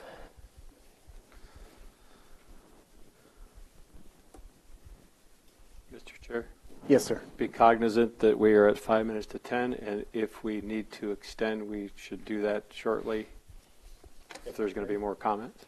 Yes, we will. I would suggest to go ahead and extend it to at least 15 minutes. We'll make the motion that if we have to go over past 10 p.m., we extend to 10:15 if necessary. Support. All those in favor say aye. Aye. All those opposed? Okay, we'll extend. Yes, sir. Jim Sayed, 7853 Quail Creek, Maumee, Ohio. To answer your question. I have a question. On your overlay district, you're basically implying that if I have 3 houses in a row and somebody wants to put a dispensary in between those homes, you'll allow it. So there is no separation. It's a contradiction. Okay? And when you're abutting a mobile home park, that's a commercial business, and that's a C3 zoning. So you're abutting a C3 zoning. So I think there's a lot of ambiguity in these rules as proposed. And I'd really seriously consider you look at those, because it doesn't make sense, and you're just exposing yourself to controversy and potential litigation. Mobile home community is not C3 zoned, and you could not put a facility in between 2 homes. But you stated that in the overlay district, all zoning is negated. No, it's not. Zoning is not negated.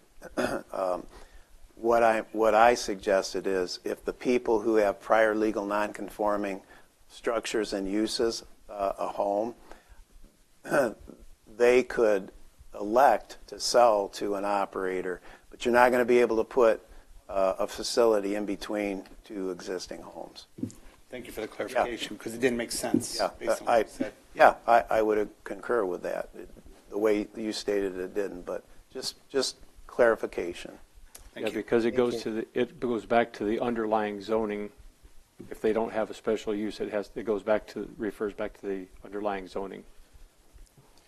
And I appreciate that. And I just want to state, I mean, compromises are going to be made. And I know this is not a favorable topic in the township, but condensing the area and possibly putting buffers between particular uses would be a better use of resources. As far as, by having that large area, I think you're just exposing yourself to more problems rather than confining it to the corridor to meet your five unit qualification on this. Thank you, Mr. Sayed. Appreciate it. Thank you.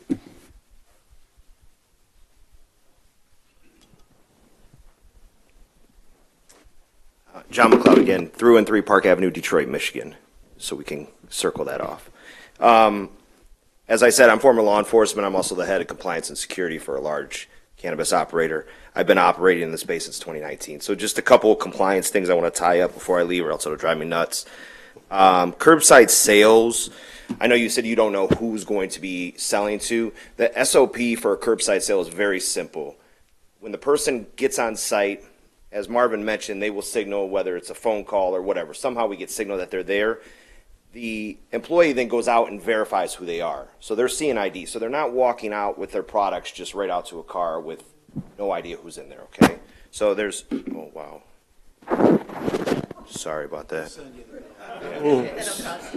Holy, so I got to put my hands in my pockets.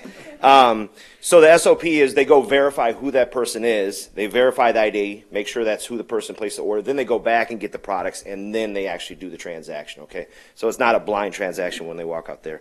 Delivery, I mean, there's pizza delivery now. You also go into pizza places and buy pizza. So whether it's going to be obsolete now or in 10 years, who knows? But I doubt it. The other thing, too, is you have delivery in your township right now. You already have it. Whether you guys allow it or not, it's already happening. It's it's allowed in the state, and there's nothing that prohibits a delivery driver from coming from Monroe or Erie or anywhere else in the state and delivering into this community. So you already have that regardless of what action you take on that. So I would just say let us, start from a level playing field, because at the end of the day, if you have a Bedford resident ordering from Monroe and not from a local shop, it undercuts us as operators. The secure transport piece, delivery trucks that bring product to our stores are manned by 2 people. It's a completely separate license that we as retail operators cannot possess. It's a secure transport license. There's 5 licenses in the state. That's one of the 5. That's 2 people in a car, cameras, same thing, manifested, tracked, but that's another separate business. So we can't tell them when or where to be necessarily. It's like when you order something from Amazon, they're going to come at some point in time. You know what I mean? So it's a little bit harder to set perimeters on another operational business, how they do business with us. But that is also, it's 2 people in that truck. It's never after hours. It's always during business hours. It's very, very basic. And then as far as the deliveries, there's a secure, all this stuff is under state law, and you can go to cra.org and see all this stuff. But the way that the deliveries have to be done, there's secure boxes that have to be in the vehicle. The vehicles are tracked, they're registered, they're manifested, their path of travel is all. So like all of this stuff is already stipulated, it's all promulgated in the state laws already. So the stuff that you guys really focus on, which you do have a lot of legal cover on, case law and how you guys are going to regulate this, but as far as what's promulgated at the state level, it's very clear and it's very precise and it's very detailed. So all that information is out there for anyone that wants to see it. Thank you very much. Thank you.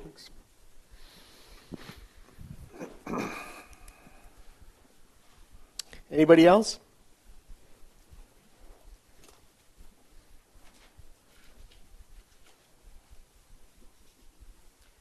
Rosemary Wall, 2155 Stirrup Drive, Temperance, Michigan. I'm very grateful that you clarified the fact that people in Bedford who want to smoke marijuana, that's their business. But you've verified the fact that they can have it delivered to their home. They're not inconvenienced in any way. The issue about having marijuana shops in Bedford. Can you address the chair? Yes, I apologize. You're all right. You made me lonely, Miss Wall. I apologize for that. See, he doesn't vote. They do. I appreciate the eye contact. Well, I was glad to have clarification that anybody in the Bedford Township that wants to smoke marijuana or any of the marijuana products can have it readily available and delivered to their home. Sheriff Goodenough made it very clear when he did a town hall with Bedford residents at the beginning of this month that it cost where they have marijuana shops there $3 to $7 for every $1 of revenue. So I would prefer that people that want to smoke marijuana that live in Bedford to order it from Monroe so that the associated costs for having that kind of business here is not being incurred by the people who pay taxes here. And while I appreciate all of the time and the effort on behalf of the folks who want to have these shops here, it's obvious they've spent a lot of time and a lot of money. But they have the most to gain. I don't see how it is I think one of the speakers referred to them as a beacon of opportunity. I don't see it. Through the comments of some of the speakers already, I don't see where it's a beacon of opportunity when the employees have to be walked to their car by an armed guard. I don't see that. For me, the issue is not whether someone should be allowed to smoke marijuana or use marijuana products. The state already provides for it. I'm saying it's too expensive for our township. It's too expensive. somebody made a comment earlier about why it is such an opportunity for any community. And they made a comment about having to hire, that in the city, they hired 2 more deputies because they needed to hire 2 more deputies. Sheriff Goodenough made it very clear, and he said emphatically, based on statistical data, it is not profitable for the township to do it. I don't care what adults want to do. I really don't. It just all boils down to the financial consideration. We can't afford it. Thank you. Thank you. And so to piggyback off that comment, that's exactly why the Township Board on November 20th, 2018, adopted an ordinance that did not allow marijuana to be sold in, or any other of the 5 licenses to be operational in Bedford Township. That's the reasons you stated, that's exactly why our Township Board did that. However, the 2018 statewide initiative, fortunately or unfortunately, allowed a petition drive to occur. So a sufficient number of petitions were obtained. The ballot proposal is on the ballot. And so I can't, nor can these people say vote one way or the other, but we can say you should vote. The citizens of Bedford should vote. And then we'll know what the will of the township is if they vote. We are attempting to be prepared should that vote be in favor of recreational marijuana being sold in Bedford. So there are valid comments on both sides of the issue, depending on where you're at. But the bottom line is, can't tell you how to vote, but you should vote. Everybody should vote. Okay, anybody else would like to speak?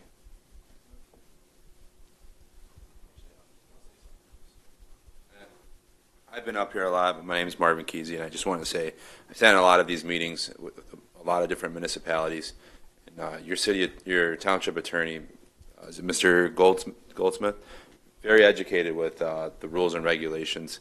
And I'd just like to say to the residents that yes, it's their time to vote, whether it's a yes or a no, right? But this meeting was to dictate if there's objections against what was drafted, where the location should go, what they would like to see, and then give their opinion. Because if it does happen and they wasted all this time saying don't vote yes for it, don't vote yes, if it does happen, you guys should have a say on where it should go. And I think that if this is the most ideal area and that's what you want, then I think you should voice it. And if it's not, then I think you should voice that. But at the end of the day, if there's a yes vote, this whole meeting was about where it should go placement-wise in case it gets voted as a yes. And I think it's important to, come up here and speak upon the location of where this should all go. And I think that the draft looks good. I think that parking's going to play a big requirement, and all of these facilities, traffic patterns are going to play a big role. And I appreciate all of you guys hearing me out. I appreciate you guys asking me questions. John's actually a good friend of mine. We can pass on our contact in case you guys have any other questions. I know there were some signage questions. In Utica, the boards can't flash. The screens can't roll. They can only flip once every so many seconds. You can't advertise photos of products. You can put names. Some cities say, hey, we don't want the word cannabis. So a lot of these guys start using initials for their names. But there's case law behind that. And I've operated in Utica for 2 years. Just want another round of licensing there. All of a sudden now a new operator comes to the city, tells the city attorney, well, there's case law behind this. You can't tell us that we can't put the word cannabis. So he sends over his, appeal to her saying, no, it's in the ordinance, you can't put cannabis. But now there's case law that backs that up. And there's going to be, marijuana is it's a tough process taking in these applications and what the city's going to go through, and there's going to be people that are going to want to litigate. There's going to be people that are going to want to sue, but I want you guys to know There's a lot of case law that literally tells you the township can do what they want to do. So I just want to make you aware of that, okay? 100%. Thank you for your night, guys. Thank you very much.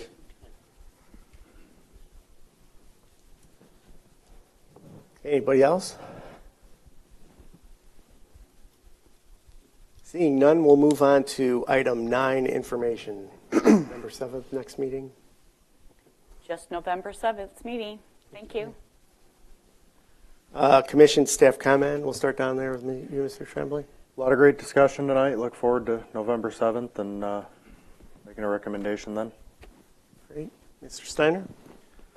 As previously stated, it's important. Get out and vote for it or against it. It's your call where this goes. But again, this commission is doing its due diligence, and if it passes, then we've got something to back it up for us and also for the business owners to support whatever direction the community votes for. That's all. Mr. Weeds? Thank you to Ms. Rector, Mr. Goldsmith for handling all our questions tonight on a topic we don't know a ton about, so appreciate that. Welcome. Mr. Lake? No, I appreciate all the candor and everyone being very civil and listening. This has been a great meeting. Whether it gets passed or not, I think preparation is important. I believe it's 38 states now have legalized this, so we'll get there at some point, so we should be prepared. Thank you. All I want to say is happy Halloween. Mr. Andrews? Thanks to the members of the public for joining. Thanks for sticking around late, especially those that travel great distances. So be careful headed home. Have a great night. Yeah, don't forget to get out and vote. There's some other important issues on the ballot, including president and all that stuff. So get out there. Mr. Helm? Thanks for all the great discussion, a lot of information tonight. So definitely a lot to think about. That's it. Ms. Ingram? First, I will put a sheet over here. If you spoke during public comment, if you could please just clearly write your name and address. Yeah, thank you. Way I do not butcher the spelling of anybody's name or anything else. And then the commission members, I just have a site plan I need you to sign before the meeting. Mr. Goldsmith? I think I've spoken enough tonight. It was all gold. All good information. Thank you. Ms. Rector? I'm going to piggyback on that. I think you've heard me too much. Okay. All right, with that, we'll adjourn. It is 10:10. Thank you, everybody. Thank you.